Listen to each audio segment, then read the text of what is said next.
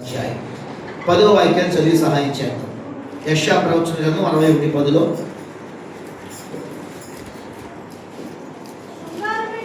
శృంగారమైన బాగా ధరించుకొనిన పెండ్లి కుమారుని రీతిగా ఆభరణములతో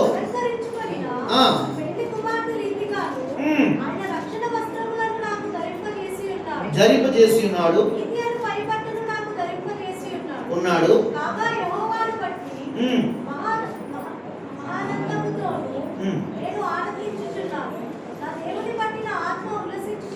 దేవునికి మహిమ కలుగును గాక.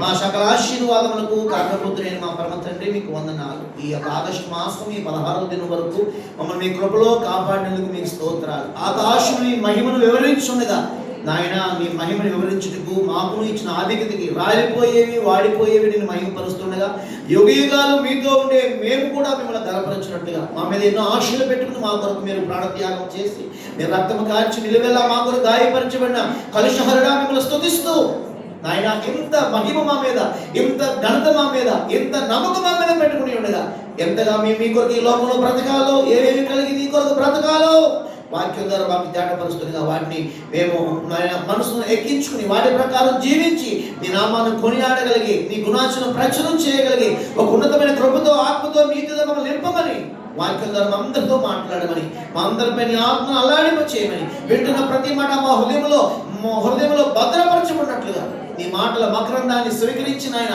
అనేకులు నీ మహిమను వివరించేవారిని మమ్మల్ని మార్చగలరని యేసు నామములో దాసుని ద్వారా మాతో మాట్లాడమని అడిగి వేడి పొందుతున్నాము తండ్రి. దేవుని వాక్యం ద్వారా మనతో మాట్లాడును గాక. చెప్పండి దేవునికి స్తోత్రం. ఆమేన్ హల్లెలూయా. ఇక్కడ యెషయా ప్రవక్త ద్వారా మంచి మాట ఉంటాడండి. తర్వాత చెప్పు మంచిది ఎవరికి ఒక చక్కని మాట. శృంగారమైన పాగా ధరించుకున్న పెండ్లి కుమారుని చూపిస్తున్నాడు.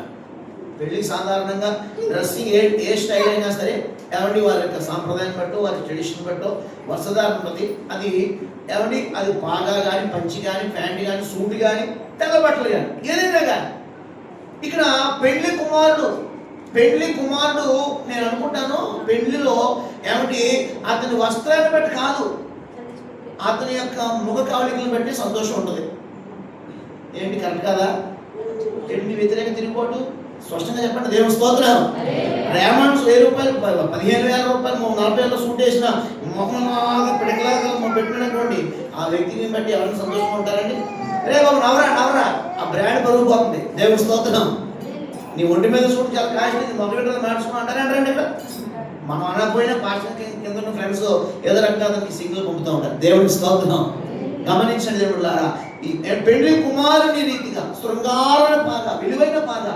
అలాగే పెళ్లి కుమారుడికి చెప్పక్కలేదు, అసలు పెళ్లి కుమారు కనపడదు కొన్ని పెళ్లిలో, క్రైస్తవ పెళ్లిలో కూడా అలాగే చేస్తారు. ఎందుకంటే ఆ సంతోషం ఆనందం తప్పులేదు, విమర్శించలేము. కానీ చూడండి ఇక్కడ వీళ్ళిద్దరినీ చూపిస్తున్నాడు. పెళ్లి కుమారుని యొక్క పాగాను పెళ్లి కుమారు యొక్క ఆభరణాలు ధరించి కూడా ఎంత సంతోషంగా ఉంటారు. ఆ రోజు ఆ సందర్భం ఎలా ఉంటుందంటే జీవితంలో ఎప్పుడైనా వస్తుందా? రాదు. దేవుడికి స్తోత్రం. ఆ రోజులు జ్ఞాపకం చేసుకోవడమే కానీ ఆ రోజు లాంటి రోజు మళ్ళీ ఇంకొక జిరాక్స్ రోజు కూడా మనకి చెప్పండి రాదండి బాబు. దేవుడికి స్తోత్రం. ఒక పెండ్లి రోజే మళ్ళా తిరిగి రానప్పుడు ప్రభు రాక రోజు ఇంకొక రోజు ఏదో అమావాస్య కొంచెం తగులు మిగిలిలాగా రాకని తగులు మిగిలి ఉంటుందండి, ఉండదు. దేవుడికి స్తోత్రం. ఎందుకంటే అమావాస్య ఎక్కలేదు మేము ప్రార్థన చేస్తామంటే ఫాస్ట్ గా ఏం కనబడండి ఇంకా 25% రేపు చేసుకున్నాం. చాలు బాగా చెప్పారు. నీ వ్యాపారం ఏమో అమావాస్య రోజు గుమ్మడిగా చేస్తున్నావు, ఏమంటే కలెక్షన్ కింద అయిపోతున్నావు. ఏమంటే ఎందుకు చెప్పలేదంటే ఇంకొంచెం మిగిలిన ఫాస్ట్ గారు మిగిలిన దాంట్లో ప్రార్థన చేసుకోండి. స్వార్థం. దేవుడి స్తోత్రం. భౌతికంగా వ్యాపారం కోసం ఏమో ఆయన నమ్మకం చెబుతున్నారు. కనీసం చెప్పలేదండి మాట్లాడలేదండి మీరు. ఏదైనా ఇబ్బందిగా ఉందండి. దేవుడికి స్తోత్రం. మాస్టర్ గారు ఏదైనా పని అప్పగింది దాన్ని స్పష్టంగా చెప్పొద్దా? ఆవిడ ఒక బిజినెస్ మ్యాగ్నెట్, గుమ్మడికాయలని క్యాండిడేట్. దేవుడికి స్తోత్రం. ఏమంటే అమావాస్య రోజు ఎక్కువ అందరూ ఎక్కువ కొట్టుకుంటారా? యాక్చువల్గా వ్యాపారం కూడా చేసుకోవద్దు. తల్లి మన మాందావిడి ఏమంటే దెబ్బలు పడతానే ఉంటే బిజినెస్ లాభం ఉండదు. ఎందుకంటే కొన్ని పనులు మనం చేయాలి, కొన్ని వ్యాపారాలు మనం చేయకూడదు. ఎక్కిపిస్తున్నారా దేవుని సేవకూడదు? దేవుని వాక్యం మాటని అవునా కాదా? కొన్ని పండుగలకి పూలు అమ్ముకున్నా బాబు నువ్వు అమ్ముకురా అంటే ఏముంది వ్యాపారం కదా మాస్టర్ గారు. కట్టగానా మనం ఏం చెబుతాం? వెళ్ళి వ్యాపారం కట్టబడతామేంటి? సేవకుడైనా దేవుడైనా వద్దు అని చెప్పగలుగుతాడు కానీ అక్కడి నుంచి దాన్ని ఆ వ్యక్తిని కానీ లేపేసి దుమ్మెత్తి పోసేస్తాడండి ఆయన. ఏదో దేవాలయంలో ఆ పౌరు బలని లేపేసి కొడాన్ని తీసుకున్నట్టు అంత సాహసం చేయరు. ఎందుకంటే చూడండి, ఆయన శరీరధారిగా ఉన్నాడు కాబట్టి అలా చేయగలిగాడు. ఇప్పుడు ఆత్మస్వరూపిగా ఉన్నాడు కాబట్టి అలా చేయడైనా జస్ట్ వాక్కు ద్వారా అంతే. వింటామా విని, లేకపోతే నీ కర్మ నా కర్మ. దేవుడి స్తోత్రం. కాబట్టి అంచె దినములలో మనం చేయాల్సింది ఒకటి ఏంటంటే, ఒక పెళ్లి కుమారుని చూపిస్తున్నాడు, అతని యొక్క వస్త్రాన్ని జ్ఞాపకం చేస్తున్నాడు. పెళ్లి కుమార్తెను చూపిస్తున్నాడు, అతని యొక్క ఆభరణాలు గుర్తు చేస్తూ చూడండి ఇక్కడ కాగా చూడండి ధరించి ఉన్నారు. చూడండి ఆయన ఆభరణంలో అలంకరించుకున్న పెళ్లి కుమారుడి ఇద్దరిని చూపించి ఏమన్నాడండి, ఆయన రక్షణ వస్త్రములు నాకు దేవునికి మహిమ కలుగును గాక.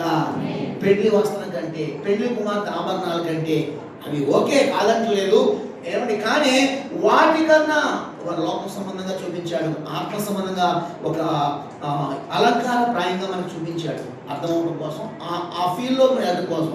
కానీ దేవుడు మనకి ఏం చేయండి, రక్షణ వస్త్రములు ధరింప. దేవునికి స్తోత్రం చెప్పండి. ఆయన రక్షణ వస్త్రములు నాకు ధరింప చేసి ఉన్నాడు. అంత మాత్రమే కాదు, ఇంకోటి ఆ వస్త్రానికి విలువ రావాలంటే ఇప్పుడు మనం మామూలుగా అందరూ తెల్లబట్టలు వేసుకుంటాం, కొంతమంది పైన ఏం వేసుకుంటారండి, దాని ఏమంటారు, కోటికి ఇంకొక పేరు ఉంటుంది అయ్యా, బ్రాజర్. దేవునికి స్తోత్రం.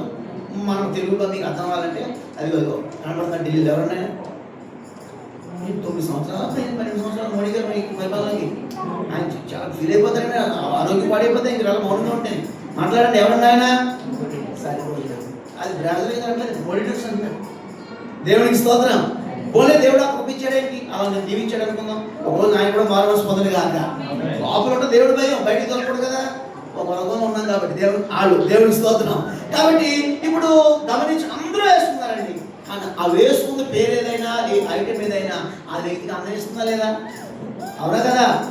అందరికీ రక్షణ ఉంది, కానీ రక్షణ అందరికీ ఉంది కదా, దేవుడు ఇంకోటి ఎక్స్ట్రా ఇచ్చాడు, బ్రదర్ ఏమిచ్చాడు పైన. అది చూడండి, ఆ మాసం ఏముందంటే నీతి అనే పైబట్టను చెప్పండి. దేవునికి స్తోత్రం చెప్పండి. రక్షణ పొందితే చాలదు, ఆమె రక్షణ పొందితే చాలదు, నీకు నీతి అనే పైబట్టు ఉండాలి. ఆ కోట్ కానీ ఏంటంటే బ్రేజర్ కానీ ఏదో సంథింగ్ అట్రాక్ట్. దేవుని స్తోత్రం. నువ్వు 10,000 మందిలో ఉన్నావు, అది వెళ్ళిపోతాడు మసలోడ కుర్రోళ్ళగా. దేవుని స్తోత్రం. ఈరోజు మన దైనందిన జీవితంలో ఏమండి గమనించండి, ఉదయకాల సమయంలో ఎందుకో పరిశుద్ధాత్మ దేవుడి మాట నాకు పెట్టాడు. మాటలో చూడండి, ఆత్మసంబంధంగా ఆలోచించగలుగుతాం. రక్షణ అందరూ పొందాం, కానీ రక్షణ పొంది నీకు ఘనతనివ్వాలంటే, ఆ రక్షణ వస్త్రం మీద వేరు కలిగి ఉండాలంటే నీతి అని అక్కడ ఓపెన్గా చెప్పాడు ఆయన. పైబట్ట ఉండాలి. ఏ పైబట్ట? నీతి అనే పైబట్ట ఉండాలి. నీ రక్షణ కాపాడబడాలన్నా, నీ రక్షణ ఊరేగించబడాలన్నా, నీ రక్షకుడు అందరికీ ప్రకాశించాలన్నా నువ్వేం కలిగి ఉండాలంటే నీతి అనే పైబట్ట ధరించాల్సిందే. దేవునికి స్తోత్రం. నీతి అంటే ఏంటంటారు? ఆయన మాట ఏంటంటే నీతి. ఆ ప్రకారంగా జీవించేవాడే నీతిమంతుడు. దేవునికి స్తోత్రం చెప్పండి. దేవునికి స్తోత్రం. కాబట్టి రోజు మనందరం ఆయన మాట విన్నాం కాబట్టి ఇప్పుడు నీతి అనే పైబట్ట మనకు ఉందంటారా, ఇంకా మనం పుట్టించుకోలేదంటారా? అది జపన్య గారు అంటారు, సగం శుద్ధి వేదవ బుద్ధి అని. అది మనకు వర్తించకూడదు కాక, మనం పరిపూర్ణంగా శుద్ధీకరించబడ్డాం కాబట్టి ఖచ్చితంగా మనం ఏంటంటే ఆయన మాట వింటున్నామంటే ఈ భయపడి మన మీద ఉన్నట్టు లేనట ఖచ్చితంగా ఏంటంటే, కాబట్టి ఆయన మాట వింటున్నాం కాబట్టి నీతనే భయపడి మనకు ఉందా లేదా? ఉన్నవారు ఒకసారి దేవుని స్తోత్రం చెప్పండి. కాబట్టి నీతనే భయపడి మనం ధరించాం. పెండ్లి కుమారుని యొక్క వస్త్రాల కంటే, బాగా కంటే, పెండ్లి కుమారు ఆభరణాల కంటే ఈ రోజున రక్షణ వస్త్రం ధరించడమే పెద్ద ఎక్కువ మనకి. కానీ ఈ రోజున నీతి అనే పైబట్టను ధరింప చేసి ఈ రోజున మనల్ని ఎంతో ఘనపరుస్తున్నాడు. దేవుని స్తోత్రం. లోకంలో ఎంతో మందికి ధనవంతులకి ఏమండి ఎన్నెన్నో ఉండొచ్చు కదా, మనకు అనవసరం. ఈ రోజు నీకు ఏమున్నా లేకపోయినా రక్షణ వస్త్రం ఇచ్చాడు. ఏమండి నీతి అనే పైబట్టనిచ్చాడు. ఆయన త్వరలో పెళ్లి వస్త్రములను ధరించుకోగలిగితే కనుక వధువైన సంఘాన్ని వివాహం ఆడటానికి వచ్చి ఆ గొర్రెపిల్ల మహోత్సవాన్ని తీసుకెళ్ళడానికి ఆయన రాజుగా పెళ్లి కుమారుడుగా త్వరలో రాబోతున్నాడు. దేవునికి స్తోత్రం. ఈ అంచు దినాల్లో ఉన్నాం, ప్రభు రాకడ దినాల్లో ఉన్నాం, దుర్దినాల్లో ఉన్నాం. కాలాలు ఏవైనా సరే మన యొక్క రక్షణని, మన యొక్క నీతిని, మన యొక్క ఏమండి ఈ ఇంకా వస్త్రాలు చాలా ఉన్నాయి. మనకున్న సమయంలో అన్ని చూడండి. ఒకే మాట నేను ఎదురు వెళ్తున్నాను, నీతి అనే భయపడటం మనకు కలిగింది కాక. యెషయా అంటాడు, ఆయన నీతి మాకు దూరంగా వెళ్ళిపోయింది, నీతి సంతలోకి వెళ్ళిపోయింది, నీతి దూరంగా వెళ్ళిపోయింది, సత్యము సంత వీధిలోకి వెళ్ళిపోయింది, మా నీతి ప్రభువా మరి ఎదుట ఏమైపోయిందంటే మురికి గుడిలాగా అయిపోయింది. ఎంత బాధాకరం. దేవుని స్తోత్రం.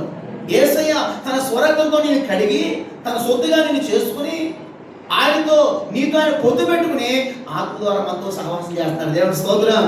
ఇంత గొప్ప దేవుని కలిగిన మనము ఏమండి మన నీతి దూరంగా ఇప్పుడు వెళ్ళకూడదు.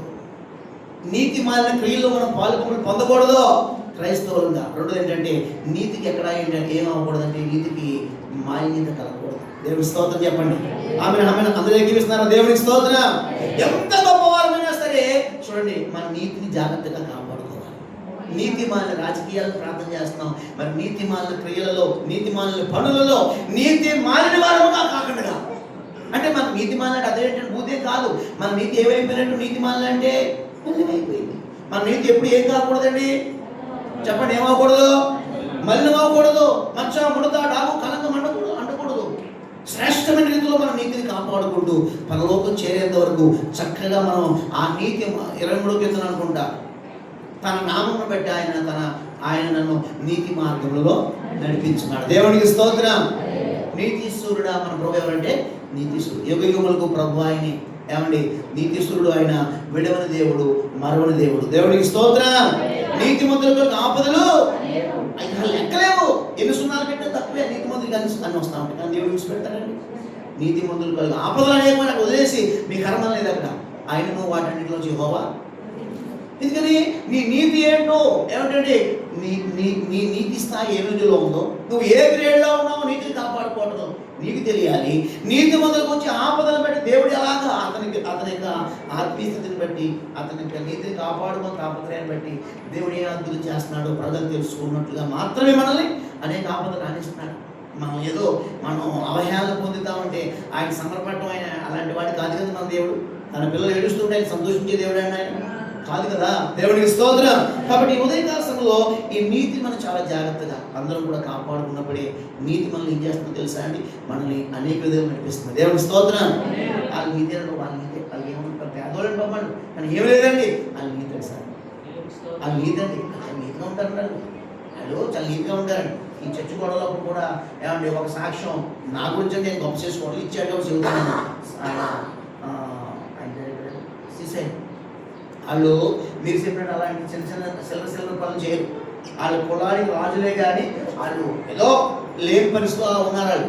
కానీ వాళ్ళు కులానికి రాజులు, మరి ముఖ్యంగా యేసుప్రభువును నమ్ముకున్నారు. మీరు చెప్పినటువంటి చిల్లర పనులు వాళ్ళు చేయని వాళ్ళు. దేవుడికి స్తోత్రం. ఆమె హల్లెలూయా. చేస్తున్నారు, అందరినీ మార్చేస్తున్నారు, డబ్బులు చేస్తున్నారు. రోజు దేవుడికి స్తోత్రం. అందులో నమ్మట్లేదండి ఈ రోజున ఏమండి. ఎందుకంటే మన నీతి ఏంటో ప్రపంచం చూస్తుంది, మన నీతి ఏంటో అపవాదిగా చూస్తాడు. దేవుడి స్తోత్రం. ఏదో విధంగా మనం మలినపరచాలని, మనల్ని మసిపూయాలని వాడు అపవాది ఎన్నో ప్రయత్నం చేస్తున్నాడు. జాగ్రత్త.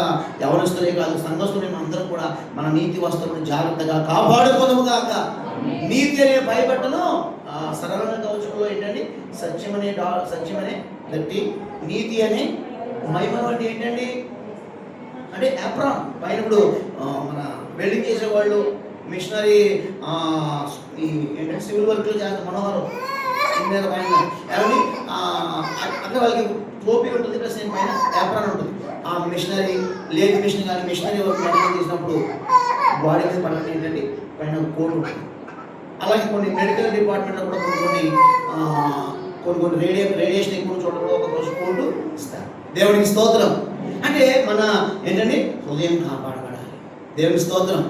అంటే ఇప్పుడు ఫ్రంట్ భాగం ఏదైనా పర్లే కానీ అంటే హృదయం గుండె ప్రాముఖ్యమైందే కదా, అవునా కదండి. తల కూడా ప్రాముఖ్యమైంది.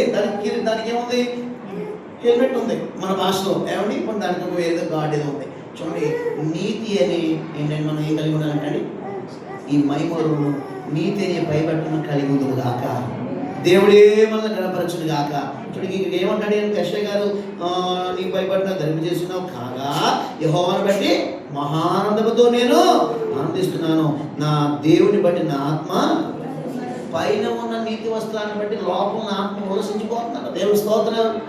ఈ రోజున పైన నీకు ఎన్ని రకాల పరిస్థితులు ఉన్నా సరే నీ ఆత్మ ఎక్కడ కుళ్ళిపోవటానికి ఉడికిపోవటానికి నీ ఆత్మ దుఃఖపడడానికి వీరలేదు. ఎందుకంటే మనం ఆయన సొత్తు కాబట్టి. దేవుడికి స్తోత్రం. నీతి పైబట్టనిచ్చి కేవలం ఏదో ఉన్నాడు కానీ అసలు నీతిమంతుడైన వాడే మన దేవుడు. దేవుడికి స్తోత్రం. ఆయనలో ఏ పాపం లేదు, ఆయన నీతిమంతుడు, నీతికి ఆయన రాజు అని పేరు. దేవునికి స్తోత్రం. ఇంత గొప్ప దేవుడిని కలిగి మనం ఎలా బ్రతకాలి? ఒక వ్యక్తిని మీకు చూపిస్తాను. ఏమండి, అతడు యెహోవాను నమ్మెను, అది ఆయన అతనికి నీతిగా ఎంచాడు. ఎవరండి వ్యక్తి? అమ్మా చెప్పండి, ఎవరండి? మీకు ఒకసారి కొంచెం ఏదో జనరల్గా ప్రార్థనలో ఆ పదాలు వాడేస్తే ఎంత కష్టం అలా ఉంటాం. సరైన అన్నమాట. మన పెద్ద ఆయన దగ్గరికి వెళ్దాం. ఆదికాండం 15వ అధ్యాయం. ఎస్, ఆదికాండం. ఈ రోజున నీతి అనే పైబట్టిని ఎలా కాపాడుకోవాలి మనం? చూడండి, 15 చూడండి. అతడు యెహోవాను నమ్మెను, దేవునికి మహిమ కలుగును గాక. చెప్పండి, దేవునికి స్తోత్రం. అతడు యెహోవాను ఏ పరిస్థితిలో నమ్మాడండి? అతని బ్యాక్గ్రౌండ్ ఏంటి? ఎవరు లేరు అక్కడ. తండ్రి మార్గంలోనే చనిపోయాడు. ఎటు వెళ్ళాలో తెలియక అయోమయంలో ఉన్నాడు.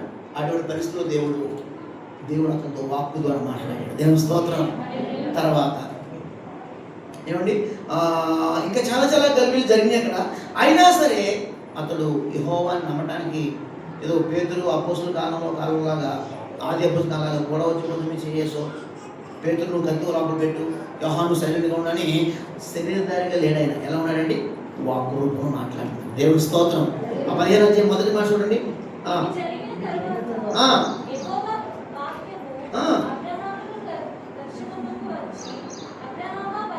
భయపడకము, నేను నీకు కేడెమో అత్యధికము అని చెప్పాను. దేవునికి స్తోత్రం. చెప్పండి.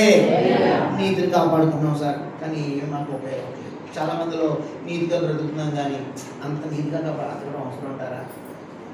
నీతిని హింసించబడుతున్న వారు పరలోక రాజ్యం పొందలేండి. భూమి మీద కొంతకాలం 40-30 బతక చచ్చిపోవాలి కదా. ఇప్పుడు పరలోక మీద అక్కడ అనుకోవచ్చు. భూమి మీద నీతిగా ఉన్నాం కానీ అందరి దృష్టిలో హీనంగా ఉంటున్నాం. ఉండు, యేసులో హీనపరచుకోలేదు. అందరూ మాట్లాడాలి. మీరు అంగీకరించినా తిరస్కరించి నాకు అర్థం అవ్వట్లేదు. మౌనంగా ఉంటే ఎక్కడ మౌనంగా ఉన్న పర్లేదు, దేవుడి ముందు చురుగ్గా ఉండాలి. మీరు సమాధానం స్పష్టంగా చెప్పాలి. దేవునికి మహిమ కలుగును గాక. చెప్పండి, దేవునికి స్తోత్రం. ఇప్పుడు యేసు ప్రభువుని హీనపరిచారండి. ఆయన రేంజ్ ఏమైనా తగ్గిపోయిందా? గాడి ఎక్కితే ఆయన ఏమన్నా గాడి అయిపోయాడు ఆయన? చెప్పండి, గాడి అయిపోయాడా? పాపులతో కూర్చొని వ్యభిచారంతో కూర్చుని వేసులతో కలిసి, అయితే కుష్ఠరోగులతో కలిసి భోంచేశాడండి ఆయన. కుష్ఠరోగం ఆయనకు వచ్చేసిందా? మరి కొంతమంది కుష్ఠరోగుల్ని ముట్టుకుని స్వస్థపరిచాడు. ఏమండి, ఆ కుష్ఠరోగం ఏమైనా తగిలేసి అభ్యంతరుడు అయిపోయాడా? ఎన్నో ఉన్నాయి చూడాలంటే. దేవుడి స్తోత్రం. సమరయ స్త్రీతో ఒంటరిగా మాట్లాడాడు. ఈయన ఆమెకు చేరువైపోయాడా? లేదు. గుర్తించాలి. ఆయన 3.5 సంవత్సరాలలో ఎలా బ్రతికాడో, ఆయన జీవించిన విధానం, ఆయన లైఫ్ స్టైల్, ఆయన జీవన శైలి, ఏమండి చాలా చాలా చాలా ఆ నీతిని ఎలా కాపాడుకున్నాడో మనం చాలా జాగ్రత్తగా దగ్గర నుంచి చూస్తున్నాం. దేవుని స్తోత్రం. స్త్రీతో మాట్లాడినా, పురుషులతో మాట్లాడినా, ఏమండి ఒంటరిగా ఉన్నా, అందరిలో ఉన్నా, పాపుల మధ్య ఉన్నా, పురుషుల మధ్య ఉన్నా, ఏమండి అద్భుతాలు చేసిన ఉన్నా, మరణకరం ఏ సమయంలో ఉన్నా సరే తండ్రినే మహిమపరిచాడు. చెప్పండి, దేవునికి స్తోత్రం. భూమి మీద ఉన్న నీతిని కాపాడుకున్నాడా లేదా అండి? చాలా ఎక్కువగా కాపాడుకున్నాడు. దేవునికి స్తోత్రం. ఒకసారి యోహాను అన్నాడు, బాప్తిసం ఇచ్చే సమయం సిచ్యువేషన్ చెబుతున్నాను. ఏదంటే ఎవరికి ఇస్తున్నారు బాప్తిసం ఇచ్చే యోహానా? ఎవరికి ఇస్తున్నారు? ఎక్కడ ఇస్తున్నాడు? యోర్దాను నదిలో ఇస్తున్నప్పుడు ఆత్మ ఇంకా రాలేదు. పౌలును దిగే సందర్భంలో, అయ్యా నీ చేత నేను బాప్తిసం పొందాలి, కానీ నేను మీకు బాప్తిసం ఇవ్వాల్సిన పరిస్థితి వచ్చింది అన్నట్టుగా కొంచెం ఈ యోహాను ఏమవుతారంటే తర్జుమా పెడతామంటే నీతి యావత్తు ఇప్పటికీ ఇలాగ జరగని. దేవునికి స్తోత్రం. కొన్ని నీతిని బట్టి ఇప్పుడు యేసు ప్రభువుకి యోహాను బాప్తిసం ఇవ్వడం బాబు. యోహాను పెద్దోడైనా కానీ ఏమండి యేసు ప్రభు స్థాయి ఎక్కడ, యోహాను స్థాయి ఎక్కడ? అవునా కాదా? అవునా కాదా? నిజమా అబద్ధమా? నిజమే. కానీ ఆ స్థాయిని యోహాను గమనించయ్యా, కొంచెం ఇబ్బందిగా ఉంది మీకు బాప్తిసం ఇవ్వాలంటే. కొంచెం మీరెక్కడ నేనెక్కడ, మీరు లోక రక్షకుడు పంపబెట్టేవారు మీరు, ఏమండి కొంచెం వెనకాడుతున్నప్పుడు ప్రభు అన్నారు, యోహాను భయపడమాక, కంగారు పడమాక, నీతి యావత్తు ఇలాగా కొన్ని ప్రభు బిడ్డలుగా నీతి నిమిత్తం కొన్ని ఆటలో మనం అలా ఎదురికి వెళ్ళిపోవాలి అంతే. దేవునికి స్తోత్రం. నేను పెద్ద, నేను చిన్న, నేను లావు, నేను స్లిమ్, నేను డ్రమ్ము, ఇలాంటివి పట్టుకోకూడదు పదాలు. దేవుని బట్టి కొన్ని విషయాలు ఏదో విధంగా ఎదురికి మన ఆత్మీయత, మన రక్షణ వాడని నడిపించుకోవాలి. మన కుటుంబం అనే ధోరణిని కాపాడుకోవాలండి. దేవునికి స్తోత్రం. వింటున్నారా? ఆలోచిస్తున్నారా? దేవునికి స్తోత్రం చెప్పండి. కాబట్టి పెద్ద చిన్న ఏమండి మన స్థాయి ఏంది, ఈయన స్థాయి ఏందని ఈ లోకస్తులాగా ఇవి చూడకూడదు. మనం ఎవరంటే ఆల్రెడీ ఒకడు మనం గౌరవించినా గౌరవించకపోయినా, మనం పిలిచినా పిలవకపోయినా ఆల్రెడీ మనం ఎవరో ఆ పిలవబడ్డవాళ్ళు మనం దేవుని స్తోత్రం. ఆల్రెడీ ఎవరో ఏర్పాటు చేయబడ్డవాళ్ళు దేవునికి స్తోత్రం. అందరినీ పిలిచారు ఊళ్ళో, నిన్నే పిల్లలేదు భోజనానికి. ఇక నీకు 103, 104, 105, 107 తెలియజేయడమే కదా. ఇంకా తగ్గదా రాబరా ఏంటి పలానా అన్ని భోజనం రాలేంటి పిల్లలేదా నిన్న అంటే రాడు కుదిరేడు. ఇప్పుడు బాలు దగ్గర రాలన్నా పిల్లలు తిన్నాడు అని మర్చిపోతాడు, అందరినీ మర్చిపోతాడు, ఇప్పుడు మర్చిపోయా. చూసారండి, నీతి మన మాట్లాడి దేవుడి స్తోత్రం. హల్లెలూయా. ఆ తర్వాత వచ్చి అయ్యా క్షమించండి అయ్యా, మర్చిపోయినయ్యా, టైం లేదయ్యా, మీ నెంబర్ లేదయ్యా అంటే అని ముసుకెట్టి మనకి లోక సంబంధం ఉంది అంటే జనరల్గా చెబుతున్నాను. నీతి మంతులకి ఉండకూడని లక్షణాలు ఇవి. దేవుని స్తోత్రం. అసలు పిలవపోయి నువ్వు వెళ్ళాలి. ఆమె హల్లెలూయా. కొంచెం దీంట్లో మీరు కొంచెం మర్యాద పాటిస్తున్నారు. పిల్లలు లేదని ఎలా వెళ్తాం? లోకస్గా వెళ్ళకూడదు. ఒకే సమయం, ఒకే కుటుంబం, ఏదో సంథింగ్ జరిగింది సార్, ఆయనకి నీకు లోపల డిస్లో ఏమున్నాయనుకోండి లోపల, ఏమండి అయినా సరే వెళ్తే వాళ్ళు ఎంత ఆనందపడతారండి. దేవుని స్తోత్రం. కృష్ణవేణి గారు వాళ్ళకి కొన్ని కుటుంబాల గతంలో ఏదో ఉన్నాయంటండి. ఫాస్ట్ గారు అస్సలు సమస్య లేదండి, మీరు దేవుని బట్టి వెళ్ళాలి, రిసీవ్ చేసుకుంటారంటారు. మా వారు ఉండగానే చాలామంది రాలేదు. అస్సలు లేదండి, ఓపెన్గానే చెబుతున్నాను, సంఘంలో కూడా చెబుతాను, మీరు చేసిన పని అందరికీ మాదిరిగా ఉండాలి. ఎందుకంటే దేవుడు వారి మనల్ని ఎంత హీనపరిచినా సరే, ప్రస్తుతం మీకు ఇప్పుడు ఏమి లేకపోవచ్చు, కానీ ఒకప్పుడు మీరు అనేక కుటుంబాలు కట్టారు, ఎంతోమంది వాళ్ళు జరిగించారు. లేదంటే తమ్మమ్మ లేకుండా లేదు, అందరికన్నా గొప్పవాడు పెద్దవాడు సంపూర్ణ ఏసని కలిగి ఉన్నారు. దేవుడికి స్తోత్రం. వెళ్తే అచ్చిన పేరు అంటాడు. దేవుని స్తోత్రం. చూసారండి, అంటే వాళ్ళు మనం పిలవలేదు కాబట్టి మనం కూడా పిలవకపోతే అని ఈ లెవెల్ మెయింటైన్ చేసే ఒక శరీర సంబంధం లాగా మనం నీకు ఉన్నట్టే ఉన్నట్టే కారిపోయినట్టే నీది. దేవుని స్తోత్రం. అంటే మనం లోకస్తుల్లాగా పౌరుషాలు పోకూడదు. ఆత్మ సంబంధులుగా రోషం కలిగి ఉండాలి. పౌరుషానికి రోషానికి తేడా ఏంటి? పౌరుషం అనేది శరీర సంబంధమైనది, రోషం అనేది ఆత్మ సంబంధం. క్రైస్తవులకి రోషం ఉండాలి కానీ పౌరుషం ఉండకూడదు. దేవుడికి స్తోత్రం. అంటే పౌరుషం అంటే అది కూడా ఆత్మ సంబంధంగా పౌరుషం ఉంటే పర్లేదు, కానీ ఒకసారి గట్టిగా దేవుని స్తోత్రం చెప్పండి. అబ్రాహాముని లోతు అవమానపరిచాడు. ఎందరో చాలా ఎన్నో గాయాలైపోయింది తన గుండె. పెద్దవాడైన ఇంటి పనివాడే ఎలియాజరే నా ఇంటి దాసుడైపోయేలా ఉన్నాడు, ఆయనే నాకు కొడుకైలా ఉన్నాడు. ఏంటి ప్రభువా ఇంత భక్తి చేస్తున్నాను, నువ్వు అడిగిందలా చేస్తున్నాను, వచ్చిన నువ్వు రమ్మన్న చోట వస్తున్నాను, ఏ జంక్షన్లో ఉంటున్నా జంక్షన్లో ఉంటున్నాను, గుడారా ఏమన్నా అన్నీ చేస్తున్నానయ్యా, ఏదైనా పరిస్థితి ఎంతో హృదయంలో అతలాకుతమైపోయిన పరిస్థితిలో ఉన్నప్పుడు అబ్రామా భయపడమాక, నేను నీకు కేడమో నీకు ఖచ్చితంగా బహుమానం ఇస్తున్నాను. దేవునికి స్తోత్రం. ఒక బహుమానం ఇవ్వబోతున్నాను. దేవునికి స్తోత్రం. అటు చూడు ఆకర్షణ లెక్క పెట్టమంటే అతను వల్ల లేదు. మళ్ళీ ఇంకొంచెం 11వ అధ్యాయం తీసుకెళ్ళి ఇగో సముద్రం తీసుకెళ్ళి ఇస్రాయేలును ఎక్కించమని నీ సంతానం ఇలా ఉంటుంది. అప్పుడు ఒక్క పిల్ల పీసే ఎవరు ఉన్నారండి? అసలు హోప్స్ లేవండి. అంటే అబ్రహాం ఏం కలిగి ఉన్నాడంటే, నా భాషలో బైబిల్ ప్రకారంగా నమ్మలేదని దాన్ని ఏమంటారు? ఆత్మయాత్రలు కలిగి ఉన్నాడు. దేవుని స్తోత్రం. అటు చూడండి ఆకర్షించారు నీ సంతానం. థ్యాంక్ యూ మైలా. సముద్రం తీసుకెళ్ళి ఇసుకు తీసుకొచ్చి ఇసుకు గుడ్డ పెట్టుకొని మీ సంతానం ఎలా ఉంటుంది? ఏంటండి భూసమయ సంతానము ఎలా ఉంటుంది, ఆత్మ సంతానం రెండింటి నమ్మలేదండి. మనం నమ్మలేదు. జరగోసారి ఇవన్నీ మర్యాద పిచ్చో చేయడం మమ్మల్ని అని ఆధునిక విశ్వాసం కలిగి ఉంటున్నాం. మోడర్న్ విశ్వాసం కలిగి ఉన్నారు చాలా మంది భక్తులు. మోడర్న్ విశ్వాసం వాటిని ఎలా అనుకుంటున్నాం? బైబిల్ విశ్వాసం కలిగి ఉన్నారు. యాక్చువల్గా నమ్ముతున్నామండి, కానీ జరుగుతాం కదా అస్సలు జరగదు. ఈ అనుమానమే పెనుగొత్తము పోతాం. దేవుని స్తోత్రం. అంటే అసలు విశ్వాసం అంటే ఏంటండి? నమ్మటమే. అదృశ్యమైనది ఉన్నవనటకు కరెక్ట్ పదం దొరకలేదు. బైబిల్ పదం సొంతగా వాడేస్తారు. విశ్వాసం అనేది నిరీక్షించబడి వాటి యొక్క ఎక్కడో ఏప్రిల్ 11లో 12లో ఏమండి 11లో ఉన్నాడట. విశ్వాసం అన్నది ఏంటండి? అదృశ్యమైన నిరీక్షించబడి వాటి యొక్క నిజస్వరూపం అదృశ్యమైన ఉన్నవాడుకు. బాబోయ్ ఏంటంటే మీరు ఏకంగా చదువుతుంది బైబిల్ తీసుకుంటాం కూడా దేవుడి పరిస్థితి ఏర్పడుతుంది మిమ్మల్ని బట్టి. దీన్ని బట్టి అసలు బైబిల్ మీరు తలకెందుకు కొడుకున్నారు కానీ కలిసి చదవలేదు మాట. 11వ అధ్యాయం మొదటి మాట విశ్వాసం అనేది నిరీక్షించబడిన వాటి యొక్క నిజ స్వరూపమును అదృశ్యమైన ఉన్నవరకు రుజువు రుజువు రుజువు. దేవునికి స్తోత్రం. ఏది రుజువు అంటే నువ్వే రుజువు, నీ చేతకాంతనే రుజువు, నీ ఓడిపోయిన పరిస్థితి రుజువు. ఇప్పుడు తన భోజన తల్లిదండ్రులు చేస్తున్నాడు. దేవుని స్తోత్రం.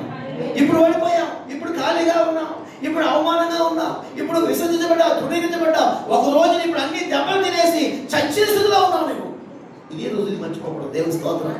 ఇప్పుడు ఇలాగే ఉన్నావు. ఒక రోజున దేవుడు ఏం చేయబోతున్నాడు? నిన్ను అబ్రహాముగా మార్చబోతున్నాడు.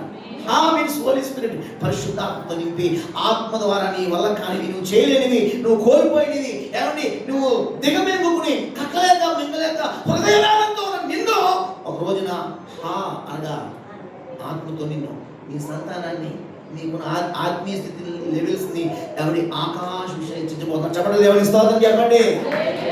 ఇది నమ్మేడ అర్థం.